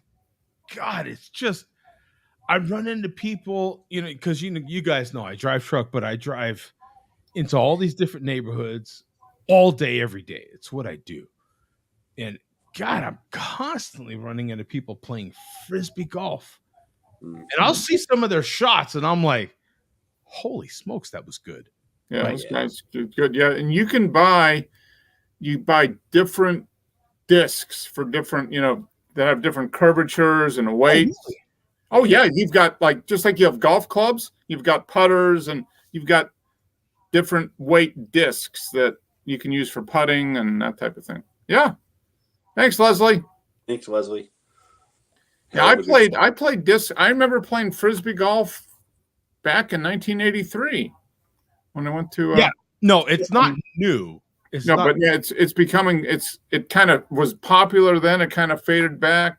Now it's coming back again. Yeah. Well, some scholars think the number of the beast was actually 616. If they're right, you're in the clear. Okay, well, I'll work with that. Thank you, Vlad. Well, not necessarily. We did a show 616, so we still might be in trouble down the line. Yeah. Well, but we're in the clear according to him. It's on the internet now, so I feel better. I will sleep a lot better tonight. Joe, maybe 616 was a show that Hans had the camera on the ground. And this is something to look forward to. McRib season approaching. Wait for it. Yeah, it's only like a couple months away at this point. When will be this year's? I'm surprised at the rate that everything advances that McDonald's isn't advancing McRib season. Yeah, start doing McRibs. They want to keep that anticipation. They want the the build up to the. Who's the big New York brewer that brews the fancy pumpkin beer every year? Southern Tier. Southern Tier. I mean, they've got pumpkin beers well into the beginning of July. You know, and that's a routine thing now. You would think that they would do the same. Have you guys seen? I've never heard of it before. Maybe you guys have heard of it. McDonald's is bringing back the McPepper. Never heard of it. There is a pepper.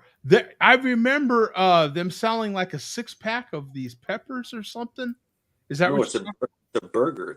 It's called McPepper. Oh no, I've never heard of it before. I guess they're like pepper cheese or something on it. Okay, I've never heard of it. I remember it said something about it. I'm all in. It used to be a thing, but I've never heard of it. We're all in. Okay, here we go. We're going down this road here. Pokemon launch. Pokemon, is it a Pokemon thing? Is that what's happening? McDonald's confirms upcoming Pokemon Pepper Burger and Pikachu Frappe. And this is published August 31st, updated September 1st. Oh yeah, a couple days ago. Yeah. McPepper. So it sounds like one of their McDoubles that don't have cheese on it and maybe has lots of pepper. Is that the McPepper with spicy black pepper sauce? There you go. Char-Eyes McPepper Burger. Yeah. In a fire-breathing Charizard wrapper. Okay. By the way, I've been making mocha frappes at home now. Oh my God. Good idea. God. That is always a good idea, kids. Yeah. Pairs with everything, just saying. McPepper. I am very curious about this. Okay, thank you for that. When's it launching? That's when we need to know. September 1st. Okay, announced today, September 1st, launching a new burger September 2nd. So you can go to your local McDonald's. All right, it's sold as a $5 extra meal. So you're looking at your $5 extra meal with a Mac Pepper. So it's a 2-patty. Wow. Look at this one. This is the scrambled egg burger is back. Other than the Mac Pepper, McDonald's is also bringing back its sausage scrambled egg burger, available in 2 flavors, sausage and chicken bacon. The fast food chain has swapped out like a sausage McBiscuit to me with just a regular bun. Yeah. And look at that bun. That is kind of Jack in the Box style bun. That's a Jack in the Box styled breakfast sandwich. You know what? If you took off all the wording here and just showed the picture, I would think that was a Jack in the Box breakfast sandwich.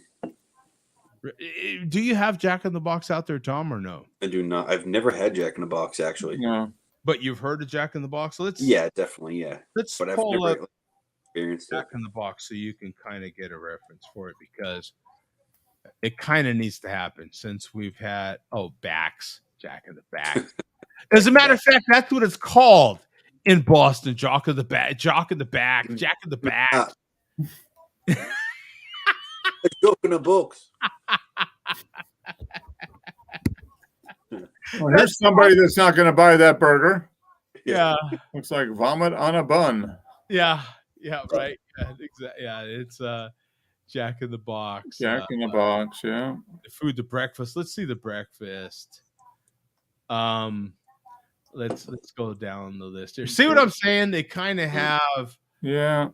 Oh, here you go. See what I'm saying? The sausage breakfast Jack. Look at that. Doesn't it kind of have that look? That's what you always want, is a breakfast Jack. Come on.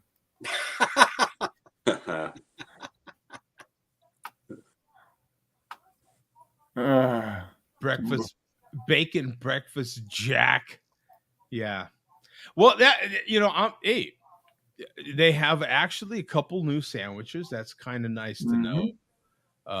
So yeah, but that's just like child's play compared to the Mac rib, right? I mean, yeah. When is Mac rib season? We need to see. Vlog says they usually get it Halloween, mid-November. Yeah, they try to be vague about it every year. I think they want to keep you guessing. Yeah. Yeah.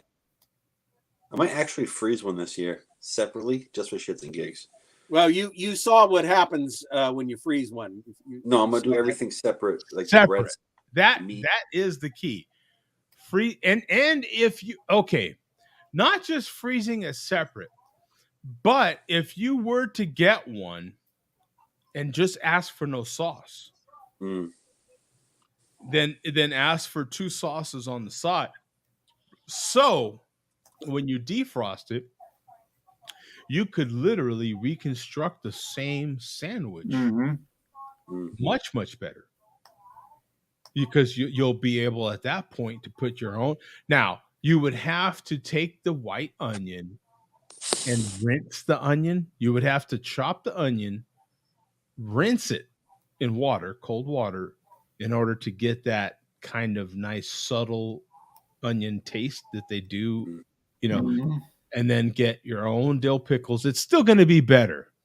Yeah. But you would get much, much closer than than the chairman did with freezing the whole damn thing, which would be That was no worse than drinking a malt liquor. I mean, come on. Yeah, because then you could take the buns out, defrost those, and put them actually in your toaster. And if you have a toaster like I do, like a lot of us do, and it'll just toast on one side like it should be, you actually make the damn thing better than it was when it started out. Fresh onion. You're putting fresh onion, fresh pickle. Of course, one of us in this group is not going to want the pickle, but you put fresh onion, fresh pickle. You can take the barbecue sauce and put fresh McDonald's barbecue sauce, tangy barbecues. You know what? If McDonald's sold that barbecue sauce, I would buy it. It's actually really good. You could probably ask it on the side. Like, can I get some of that sauce on the side? They might. No. But I mean to buy a bottle of it or something. So you know what I'm saying? Like, if they were to sell it in the store like they do their coffee, I would buy it. They sell their coffee. Why not sell some of their sauces like some of the other chains sell? Isn't it? Some of the other chain fast food sell their Chick-fil-A sauce. Yeah, in the last year and a half, they've started selling. Leslie's helping me out here. Want to consider going into the frozen food business? You know what's hilarious is back in the day. Now you've got to be above a certain age to know this, but there used to be a place called Pace Membership Warehouse. I remember them. Yeah. Mm-hmm. I used to manage the frozen food section. So that's how I know all this stuff about frozen food, because I used to manage the frozen food section. I forgot all about Pace. Yeah, they're the predecessor to what we have now. Yeah, they were the original. They were the original membership warehouse, pretty much, especially in the Rocky Mountain region. Yeah. Right. Yeah. And I worked at Pace in Albuquerque, which was off of Eubank Boulevard. I still remember. And Pace was owned by Kmart. And of course, before you had Costco, you had Price Club. So Price Club used to be Pace's big competition. And then Sam's Club came around when Walmart decided to get in the warehouse business. Kmart decided to get out of the warehouse business. Pace used to be the place to work. They were fantastic. Our turnover rate when I was at Pace was next to nothing, man. Mm-hmm. That was the job to have. It really was, in the warehouse business. It was a fantastic job. I still have a Pace Membership Warehouse t-shirt. That's how stupid I am about collecting stuff. Oh, you want to talk about collecting? I've got a Pace, and I will not bring it out because it's very small. And I do not fit it anymore. That's always a good reason to never bring anything out. Exactly. But I still have the shirt. Okay.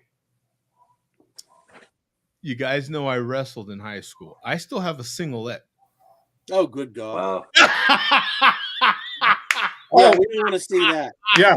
Click the subscribe and click the bell for notifications when Joe wears his singlet on the next show. Coming in show 999. Joe's going to wear his singlet. 999. He'll wrestle the chairman live on show 999. Jesus. If 40 ounce Fear gets in here, you will get to see me in a singlet from high school. All right, let's do it. Oh no, that would be a challenge, wouldn't it? And we have the other Cinderson saying the same thing. I remember Pace. Yeah.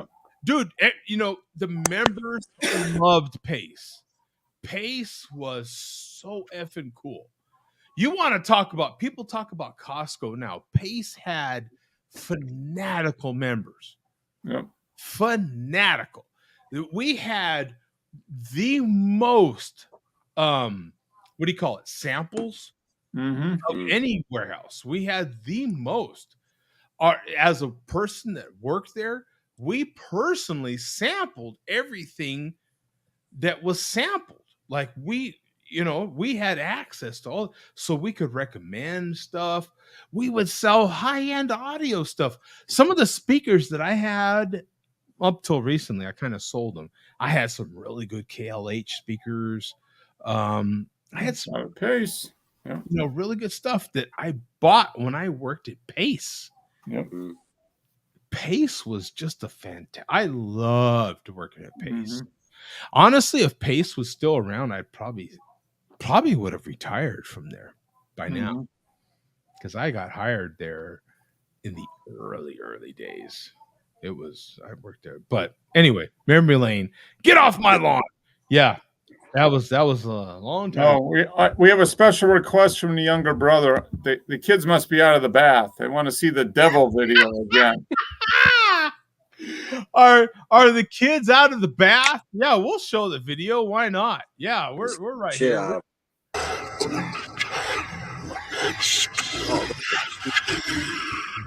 Teeth coming out of his mouth.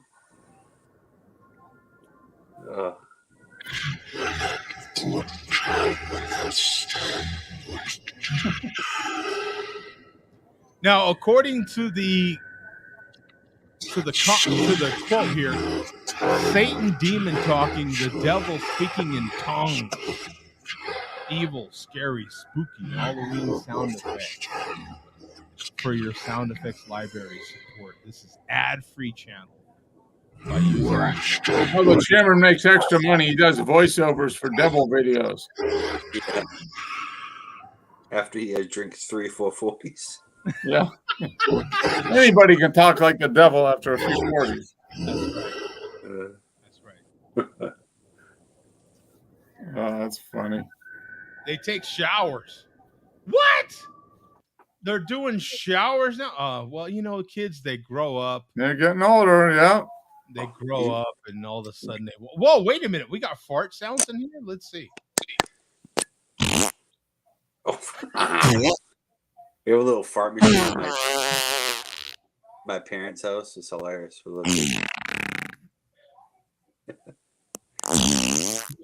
Hey, Joe. Hey,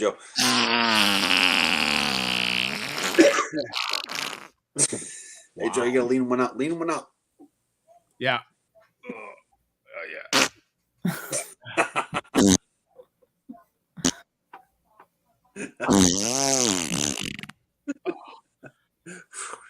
Damn it. It's all that molasses.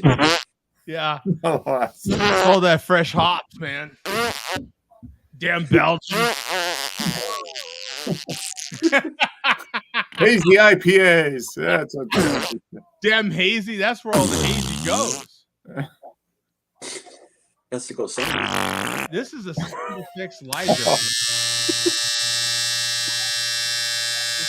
This is all sound effects. The sound effects library. I don't know how much. I don't need that. I don't need that. No, don't need that. Definitely not. I've already got one of those. Yeah. I've already got that. Okay, we're good. Yeah, we're done there. Yeah, we're done. This is ridiculous. Homemade sauerkraut.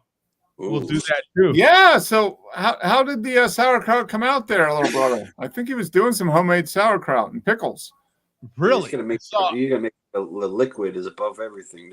Yeah. Last week I made homemade pickled onions.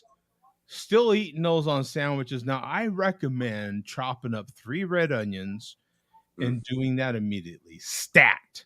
Mm-hmm. Thank me later. Oh my God. Just do what? Just a brine with some salt and pepper in it or something? Just the most basic vinegar. Mm-hmm. Done. And the longer they set, the better. Yeah. So we made them last weekend, and we're enjoying the hell out of them today. I'm telling you right now. This week, Joe, you cut up 3 onions, half mooned them, or half moon. Yeah. And then you threw them in a jar, filled it to the top with vinegar, and then boom. Not even jarred them. No, we didn't jar them because we love the hell out of them. We eat the hell out of them. them. Put like a bowl and put plastic over them and let them sit. Yeah. You could put them in a bowl. I don't know if anybody knows, but I'm kind of a container freak. I collect a lot of containers. I love your glass containers that have the gasket that you just. So I actually put them. I on one of my. I happen to be fortunate enough as well to have an IKEA nearby.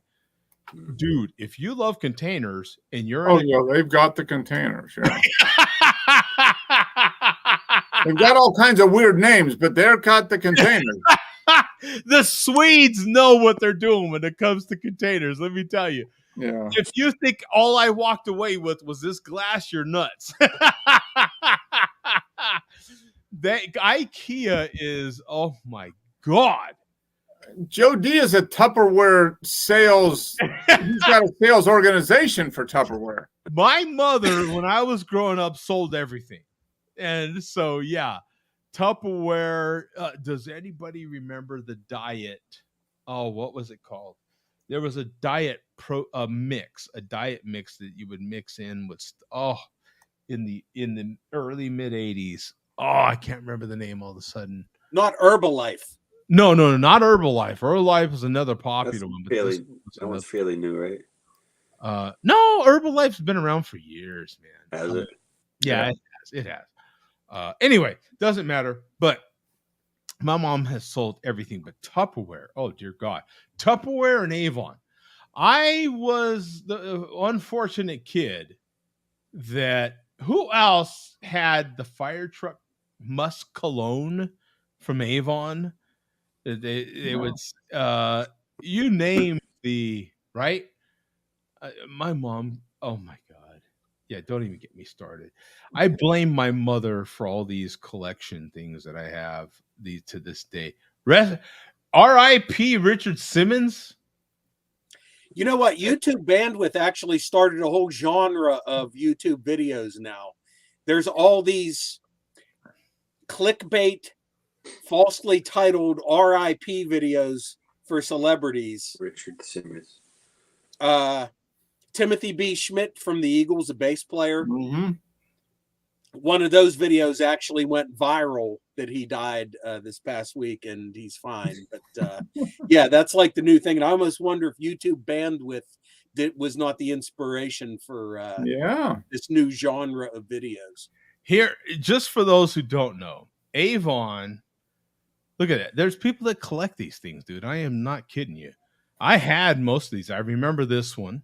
I had this one. I've had all of these. All of these. I can remember all of these. This is from eBay. This is all the Avon. Avon used to sell all their colognes like in collectible cars and all these collectible figurines. Mark probably remembered. Dude, all of us of above a certain age, Avon used to be the thing. Avon and Tupperware. My mom owned a beauty salon. For those that don't know, I grew up in a beauty salon. Anybody that knows, anybody have a mother? Raise your hand if you have a mother. Your mother at some point bought some Avon or some Tupperware. I remember my mom talking about Avon when I was really young. Really. Your mother at some point bought some Avon or some Tupperware, and she bought it from a lady that was very similar to my mother. I honestly have no recollection of my mom buying Avon or Tupperware ever. She bought stuff, but not those two products. Really? Yeah. You didn't have any of that old school Tupperware, the old pitcher, the Tupperware container that had the pitcher that you push the button on the top? I remember what you're talking about. I remember seeing it on TV. Yeah. It was around, but I actually think I remember my mom speaking out against Tupperware, saying, "Oh, it's a ripoff." And Mom had Tupperware that she got in the 70s, and she was still using it a couple years ago. So there you go. It lasts a long time. Dude, Tupperware is the real deal. When it's still, 40 ounce. Look at 40 ounce. I can't touch Tupperware. It's like how people are afraid of spiders. Yeah. There you go. He is actually showing us his fears. Our Avon lady was scary. It was like a scary clown approaching the house. You know what it's like? Now, as a man, I can say that I was a mechanic for a little while, and I worked at a Chevy dealership in Albuquerque. And when you would see the Snap-on tool guy come by, and Snap-on tools, the Mac tools, all the tool guys would always you didn't have to apply for credit. They would give you truck credit. You just ask for it. They'd give it to you. And they'd come by every week, and you had to pay, your payment. And that's how Tupperware worked too, man. Your Tupperware lady would come by or call, and you had to make your payment if you owed money. It's like the mob. You got to come by for your protection.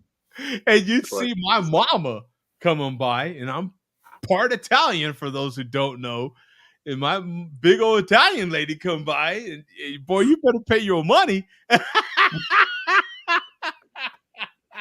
I'm going to send my little Joey after you. He's going to break your legs. You're going to find yourself at the bottom of the reservoir with cement shoes. That's right. Little Joey.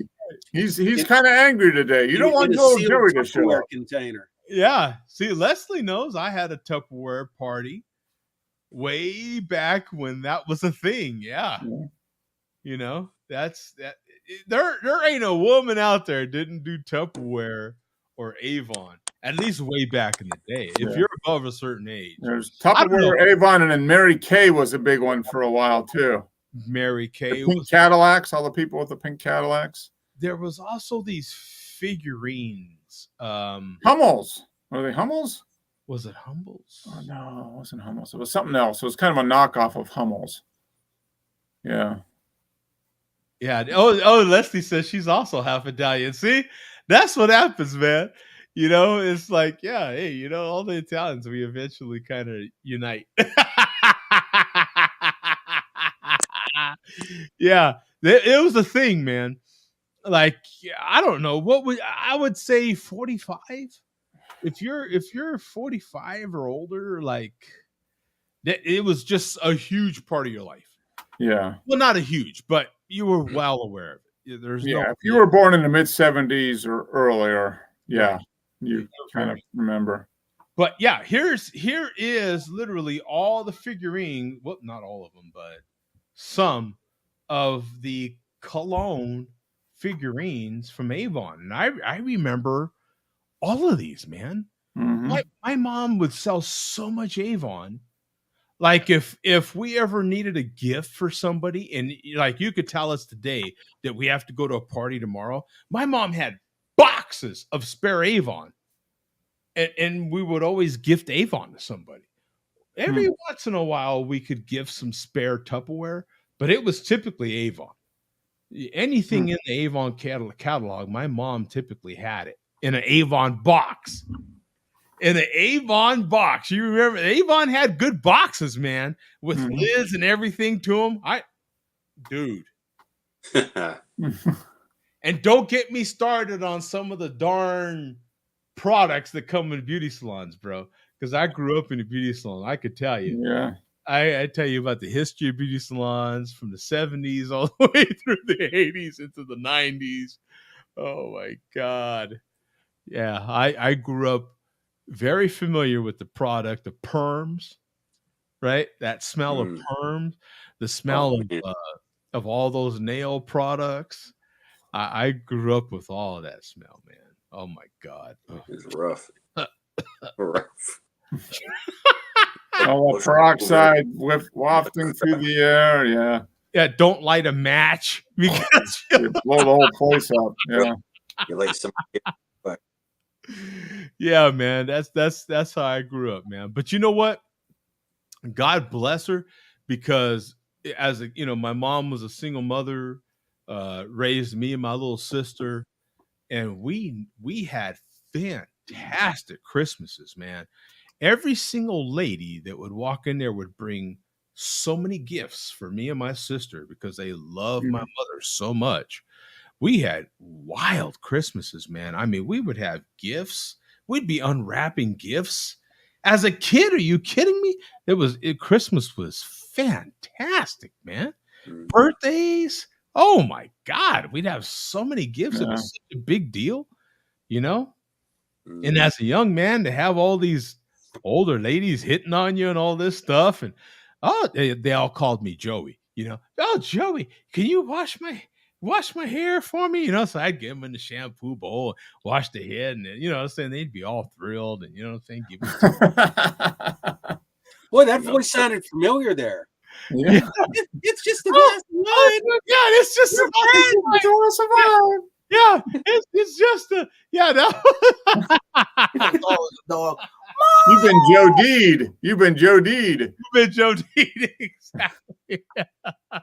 Yeah. Even the other Cinderson remembers, man. Yeah, he remembers. Yeah, Leslie remembers. I'm going down memory lane for some of these people. I'm trying to remember the name. If Leslie's of a certain age, then she'll remember the perm machines.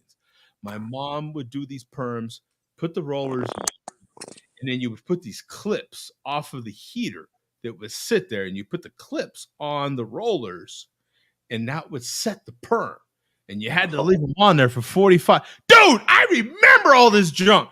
I would have to fix the hair dryers. When the old school, when they tease the hair and stuff, they set the rollers. I would set the rollers for my mom sometimes, and then I'd have to fix the hair dryers when they'd break. Jesus. You're talking 9, 10, 11 years old, man. My mom had me in there, man. You must accidentally burn the shit out of yourself going in trying to take them out a little bit. I didn't burn nothing, Good. but yeah, it's just the way I grew up, man, was, doing these things. And then I would steal from my mom all the time because, in the 80s, in the mid 80s, early 80s, arcades were the big thing, man. And an arcade opened up next door to my mom's beauty salon, man. Oh boy. And my mom always had change and dollar bills because she would get so much tips. So I would go in her damn drawer, bro, and I would take change and I would take dollar bills. And I'd go next door to the Asian guy and I'd be getting quarters, bro, so I could play like Pac-Man and I could play Galaga. And I'd take my beating like a man because my mom would catch me and I'd get beaten. You know what I'm saying? I didn't give a damn, bro. I got the high score. Yeah. I got to type ass in for the high score on the machine, Mom. It was worth the beating. Yeah. Yeah. You probably did it again, too. For me, it was worth it, bro. I'm going to do it again, too, Mom. I I would take that ass whooping like a man. You know what I'm saying? I would beat my ass, man. I'd be like, okay, I'm gonna take this one. You know, that's funny you mentioned. I was actually watching a few videos this week from Galaga experts who still play the game. Yeah. And we're showing strategy and stuff. I mean, within a certain group of people, it's still a thing. That's always been one of my favorites. Yeah. Well, it was a thing on Seinfeld, right?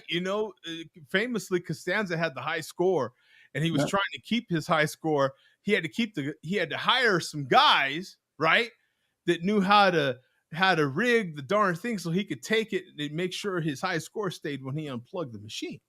So. Oh, by the way, I got something to show you. Speaking of Seinfeld, hold on. I'll be right back.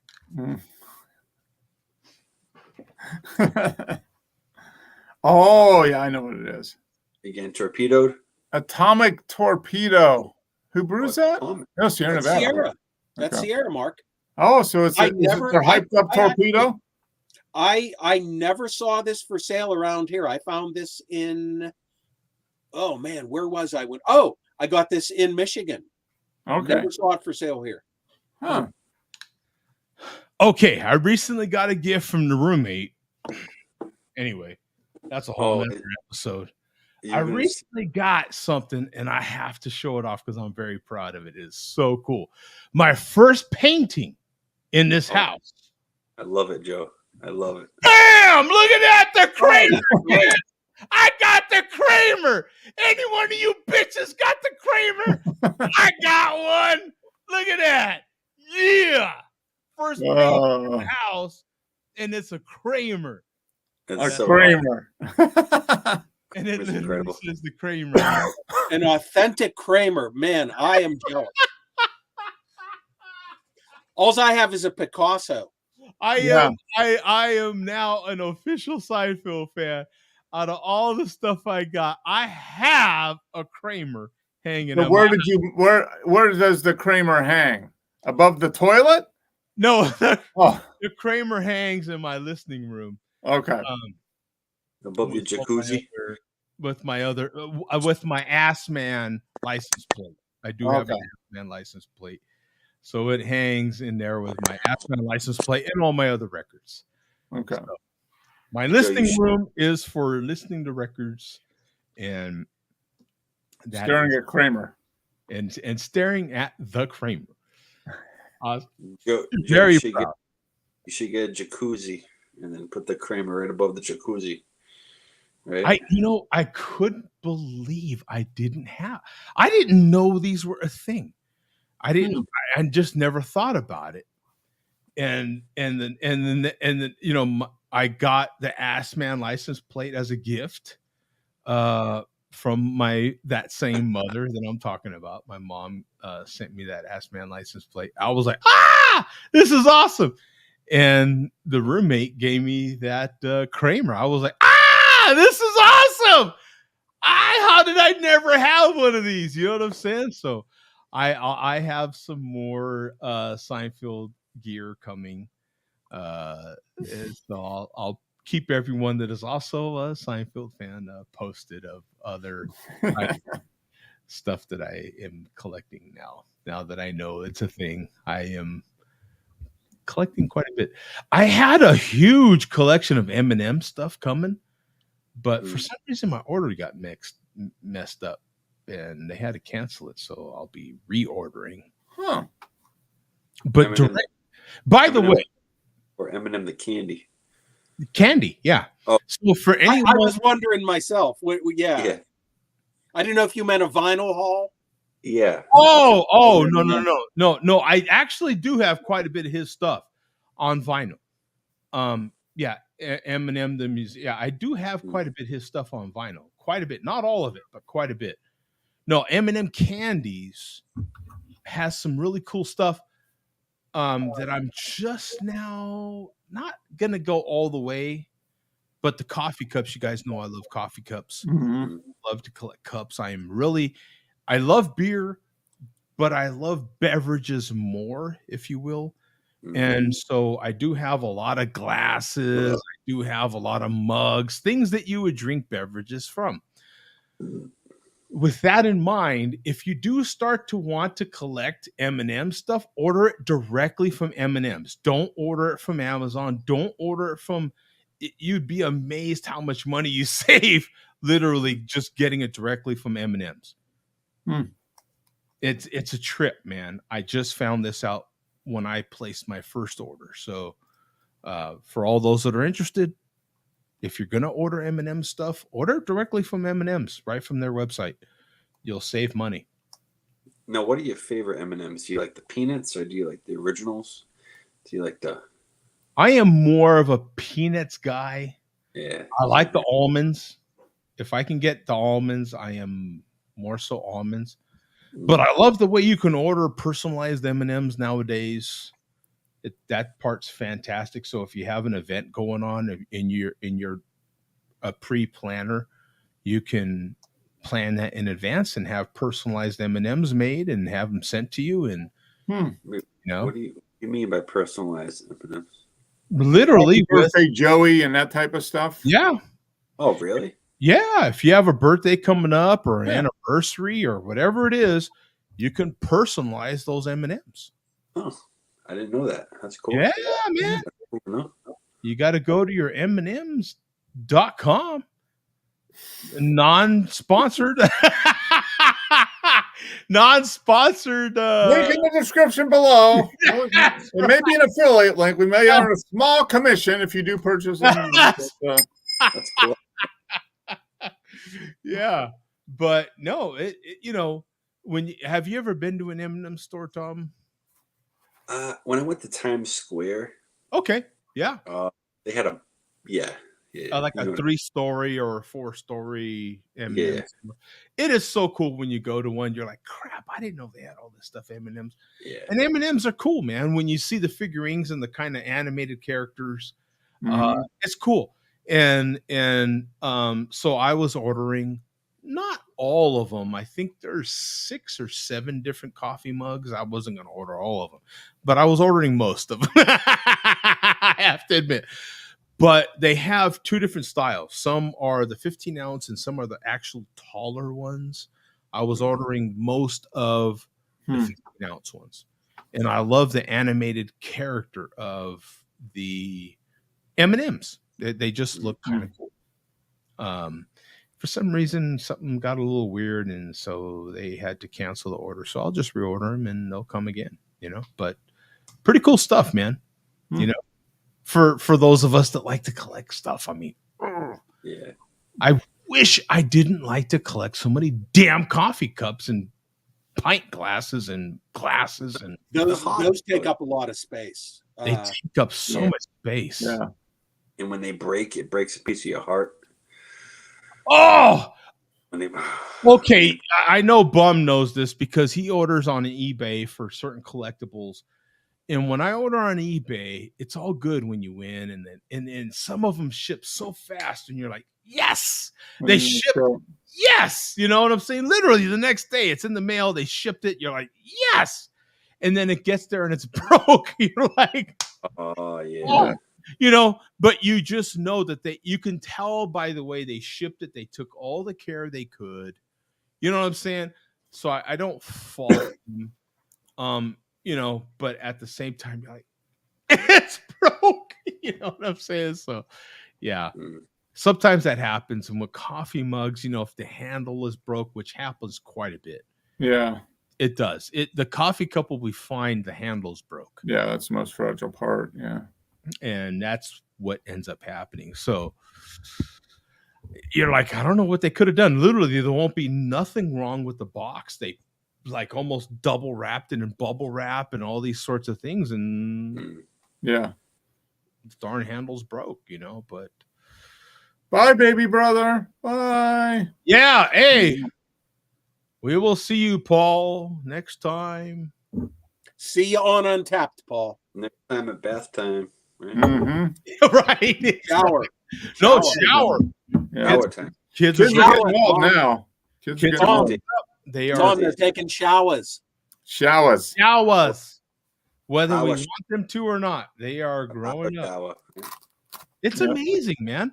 My grandkids are getting older, man. My oldest grandkid's like second grade now. It's crazy, man. Yeah. You're like, I didn't give you permission to grow up. Paul's oldest is getting close to being a teenager. I mean, he's gonna be a teenager pretty soon. I mean, it's just crazy. Yeah. Wow. It is. You're like, yeah. What is that? Right, fun when you hear about relatives that are like, you're like, what does that make me? Right? It's all about me. Old. So you're like, what? I'm like, look, no matter how giving you think I am or all this stuff, I'm a selfish SOB. So what does that make me? How does you growing up reflect on me? What does that really say? Yeah, sometimes I think I'm stuck in time because I hear about all these people surrounding me, how much older they're getting. I'm like, I can't believe they're all that old. I feel like I'm stuck in time, but then I'm like, wait a minute. Yeah. I'm chugging along right along. Yeah. No, I kind of think. Think about it. We've got Tom in here. It was just a few years ago we were telling Tom what it was going to be like to be a father. And he's already going on damn near on year 2. It's going to be 2 years. Oh, we got about ready for the wedding coming up pretty soon, I would think. It's crazy, bro. It's crazy. Right, Tom? Like, you remember those conversations? Like, it's like... Yeah. Now she's running around saying words, telling me what to do, feeding. It's pretty crazy. It's crazy. Yeah. I feel like, what? She's going to school? What? Yeah. I feel like it's the share a beer kid, for Christ's sake. Like, what the hell? Like, no, we're not giving you permission to do this. You haven't talked to the executive committee. We haven't approved it. Yeah, and Delilah's in her. She actually has a committee that she's got to report to. It's crazy, Joe, because like the food wise, it's very bland. You know how it goes, very bland in the beginning, and then they start eating solids. I mean, you start transitioning. They start eating solids, and then they start eating what you eat, and then it's then you gotta feed them every meal. It's repetition. It's crazy because I feel like I'm feeding them more than I do myself sometimes. Damn selfish kids. Right. Yeah. All about them. All about them. Damn it. Go back to your closet and you stay there. Right. Get a job. Get a job. Hit the ranch. Did I tell you to come out of that closet? Yeah. You stay there. Well, it's an awesome experience, though. It's an awesome. Don't you dare call Child Protective Services on me. Put that cigarette down. Does she? What kind of? You never to smoke in the house. I'll go into some details, but not too many. Just what is she a spicy food eater? Does she like spicy? Are you a spicy food eater? So she eats spicy food, or what? What's her palate like? So I haven't. When she was around like 1, I would give her a little bit of spice. Mm-hmm. Just like if she was eating soup, I would put like a drop of Tapatio in it. A couple drops just to give her like some type of idea what spice is. Mm-hmm. As of recent, I haven't been, but she eats a lot of like. It's hard sometimes because you'll make a whole meal and she won't eat it. It's hard. Oh, yeah. It's like she loves soups, so I think soups are a very good.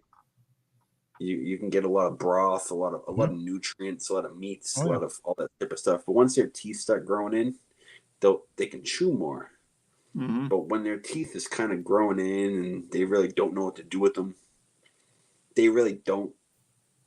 They don't want to chew. They don't want to chew at all. She doesn't want to chew at all. But nowadays, she's getting in there a little bit better.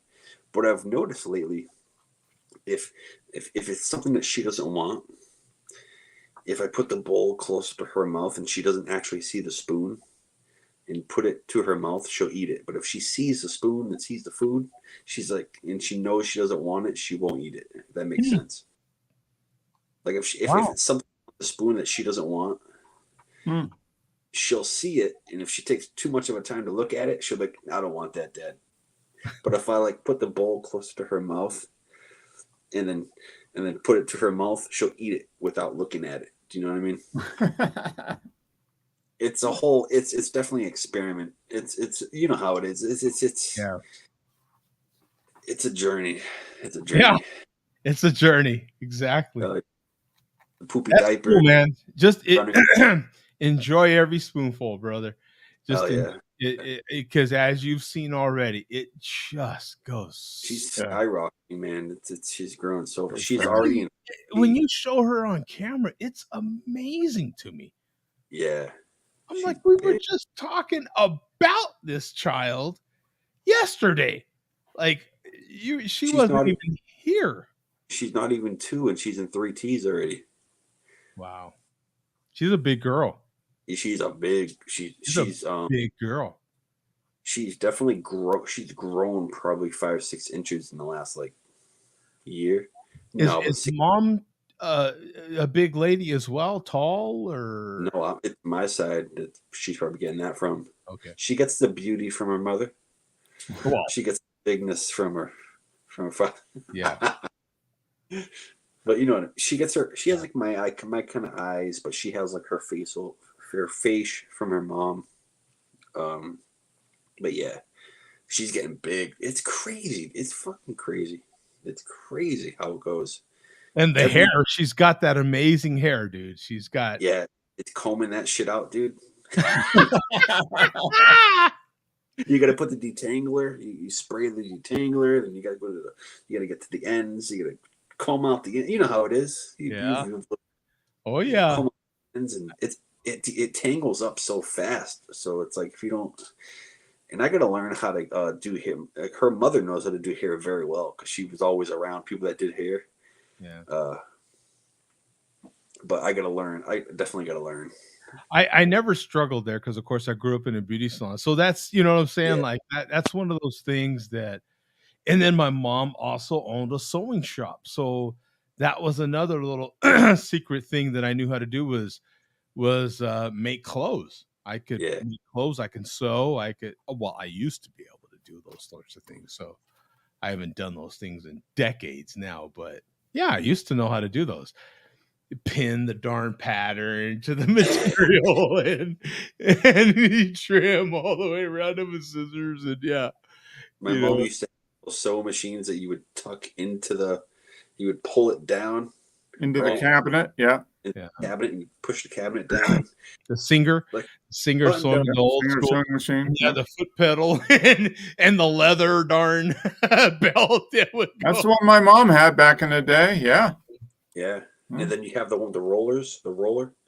You know, what's funny is I recently, just a couple years ago, right before the pandemic, as a gift, my mom wanted this real nice fancy sewing machine, and that's what I bought her for a gift, was still a sewing machine, because she had the same machine for, God, I think 18 years or something like that. So I was like, time for you to upgrade, Mom. That way she could, these machines now, she could just look on the internet, find a pattern and be able to put that pattern right in the machine. So yeah, my mom's doesn't have the same ability. So to tell you the truth, she got the machine and probably only used it a few times, and then sudden couldn't do certain things. But at least she knows she has the machine, Yeah. But that made her very happy just to know she had. I can remember my mom used to work at like a factory like that, like you know how it is, like a factory with a ton of sewing machines everywhere, and all the women are working. And I can remember her working there. That's crazy. Sweatshops. Basically. Yeah, Bum's like, let's not dance around it. Yeah, it is a sweatshop. Yeah, absolutely. Exactly. Yeah. That's hilarious. Yeah, get your local sweatshop talk here at the Share Beer Show. That's what we cover everything. Yeah, we talk about perms, how to get your nails did, and sweatshops. And sweatshops. Yeah. We all love our mothers. You know what I'm saying? Especially on the Italian side, dude. If you're Italian, part Italian like I am, you are raised to love your mother. That's the way it works. That is a stereotype, and it is very accurate. You love your mother, and most of us do love our mothers, but I feel like it goes a little notch above. You know what I'm saying? But fortunately, my mom is still with me. Some of us no longer have our mothers, and I am always grateful that I do still have my mother, because at 52 years old, I don't know what I would do without that lady. Man. Lady is my hero, to tell you the truth. We'll get out of here, kids. We'll see you next week. Thank you for making Share a Beer 666 a historic one for sure. What's the next one? 750? I don't know. What, or 1,000? Yeah. Bum, what would be the next? The next one in significance, or as far as numbers go? Yeah, 700, I guess. I don't know. Whether it be superstition or any sort of numerical significance. I don't know that there is one. 1,000? I don't know, but I think we should be more worried about a more sooner issues, such as what are we all going to drink on the show next week? Oh yeah. Should we? What should we drink? I don't think any of us. I'm trying to. It feels like the obvious, right? I hate to just go, yeah, stouts, and you know what I'm saying? Like, yeah, barrel aged, whatever. Like, it's like pumpkin beers. No. You know, we could do pumpkins. I mean, it's still kind of early in September. Yeah, that goes good. Go. Should we do sours?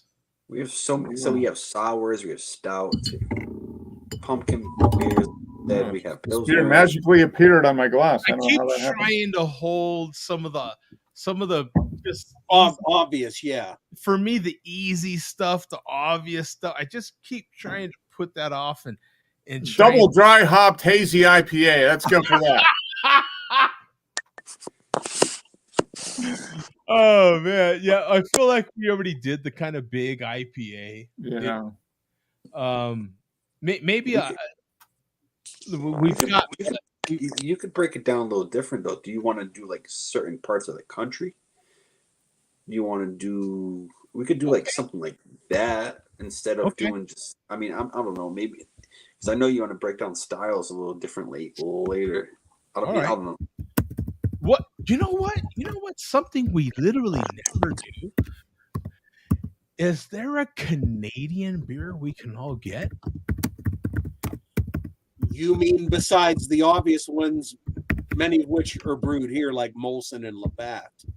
Yeah, there is a Canadian beer I did have on the show at one point. I remember I thought I could only get in Canada. My parents went there, and I thought I could only get it in Canada. Other than what Chimay, right? Isn't Chimay made in Canada now? Like well. Do you want to go back to what we did before? We don't have to all get the same thing. We can just drink 60-minute IPA for Mark. It's been decided, I guess. Because what was that? Something I do have a beer from Canada that I can drink.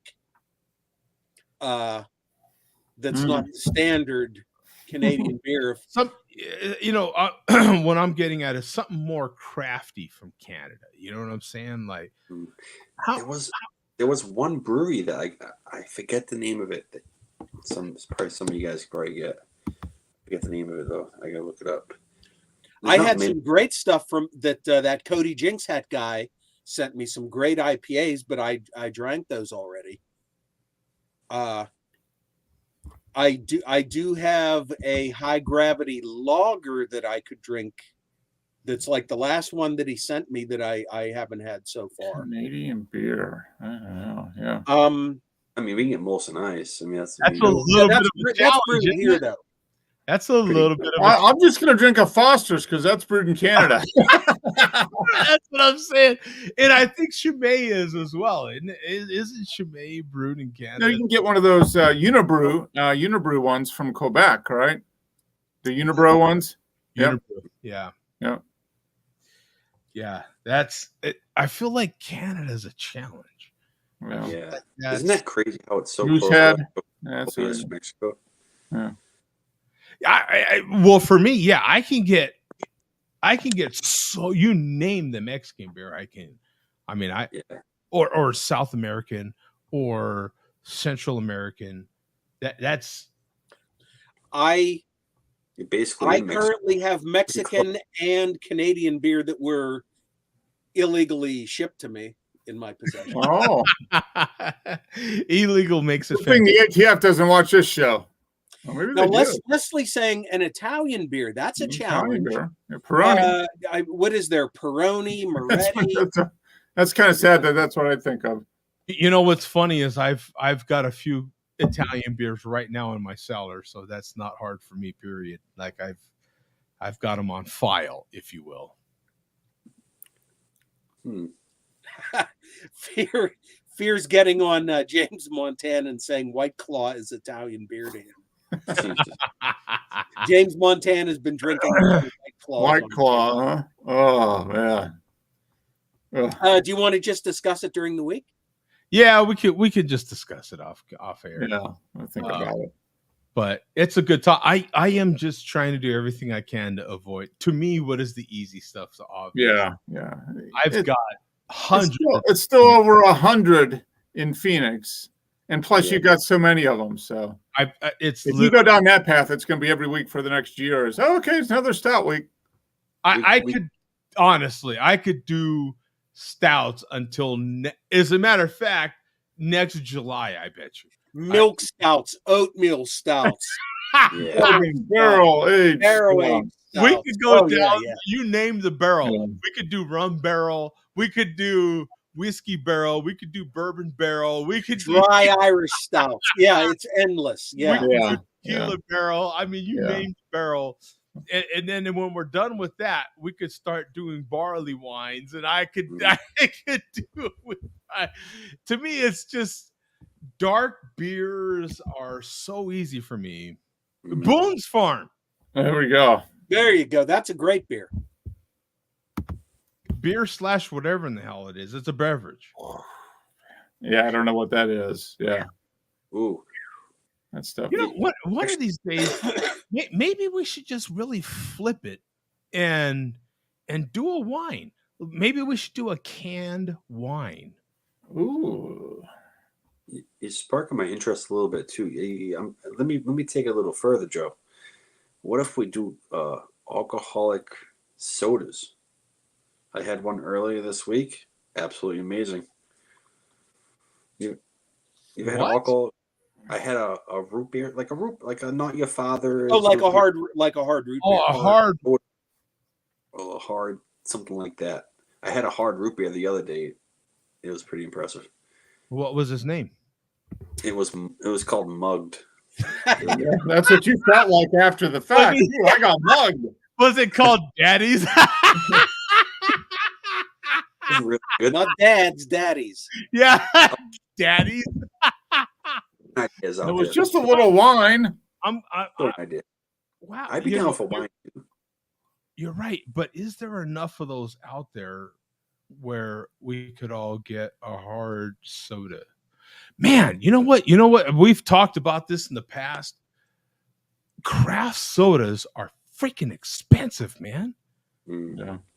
Like, we think I have not priced craft sodas in a long time, but it wasn't too long ago that craft sodas, I don't know, 3-4 years ago, I feel like might be the last time I really genuinely looked at them.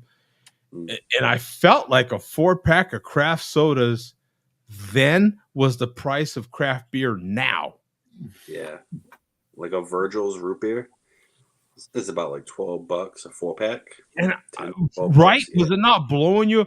Now, the advantage to craft sodas is you can literally go online and order them directly from from the maker, from the manufacturer. That's the advantage. And also the advantage now, 3-4 years later, in my case, from the last time I looked at them, was there's more brewers that brew beer and distillers that make spirits making craft sodas.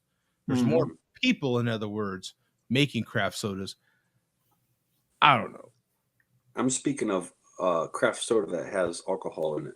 Yeah, right. Yeah. I understand. Yeah. I don't know if many you get. I don't know. I like the idea. I'm just wondering. I'm just curious on how much is actually out there. But like Bum said, we could kind of. I mean, we can kind of go off of it throughout the week. Yeah. Yeah. No, we could definitely talk about it.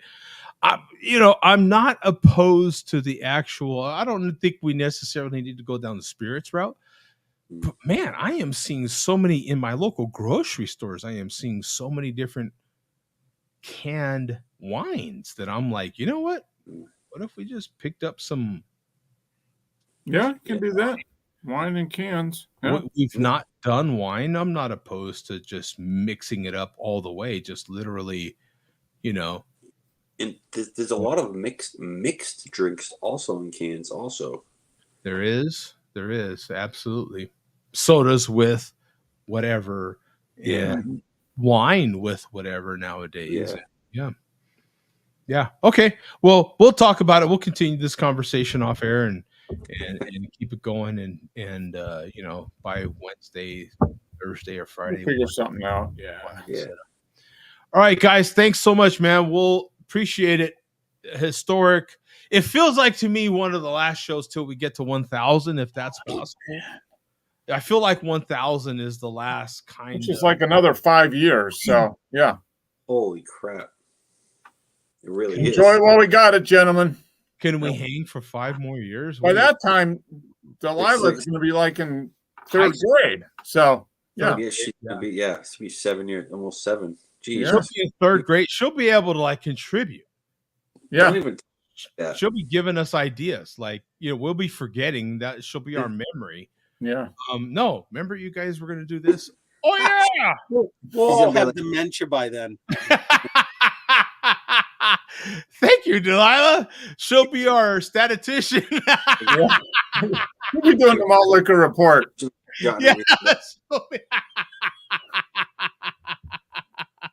send Billy D over to Delilah. Malt liquor reporter at some And point. then eventually she'll take over as the host of the show, and I'll just tune in every once in a while. Jesus. It's a circle of life. Circle of life. Circle of life, man. Anyway, good times, guys. Thanks, man. We'll see y'all. Peace out. All right. See you guys. Later.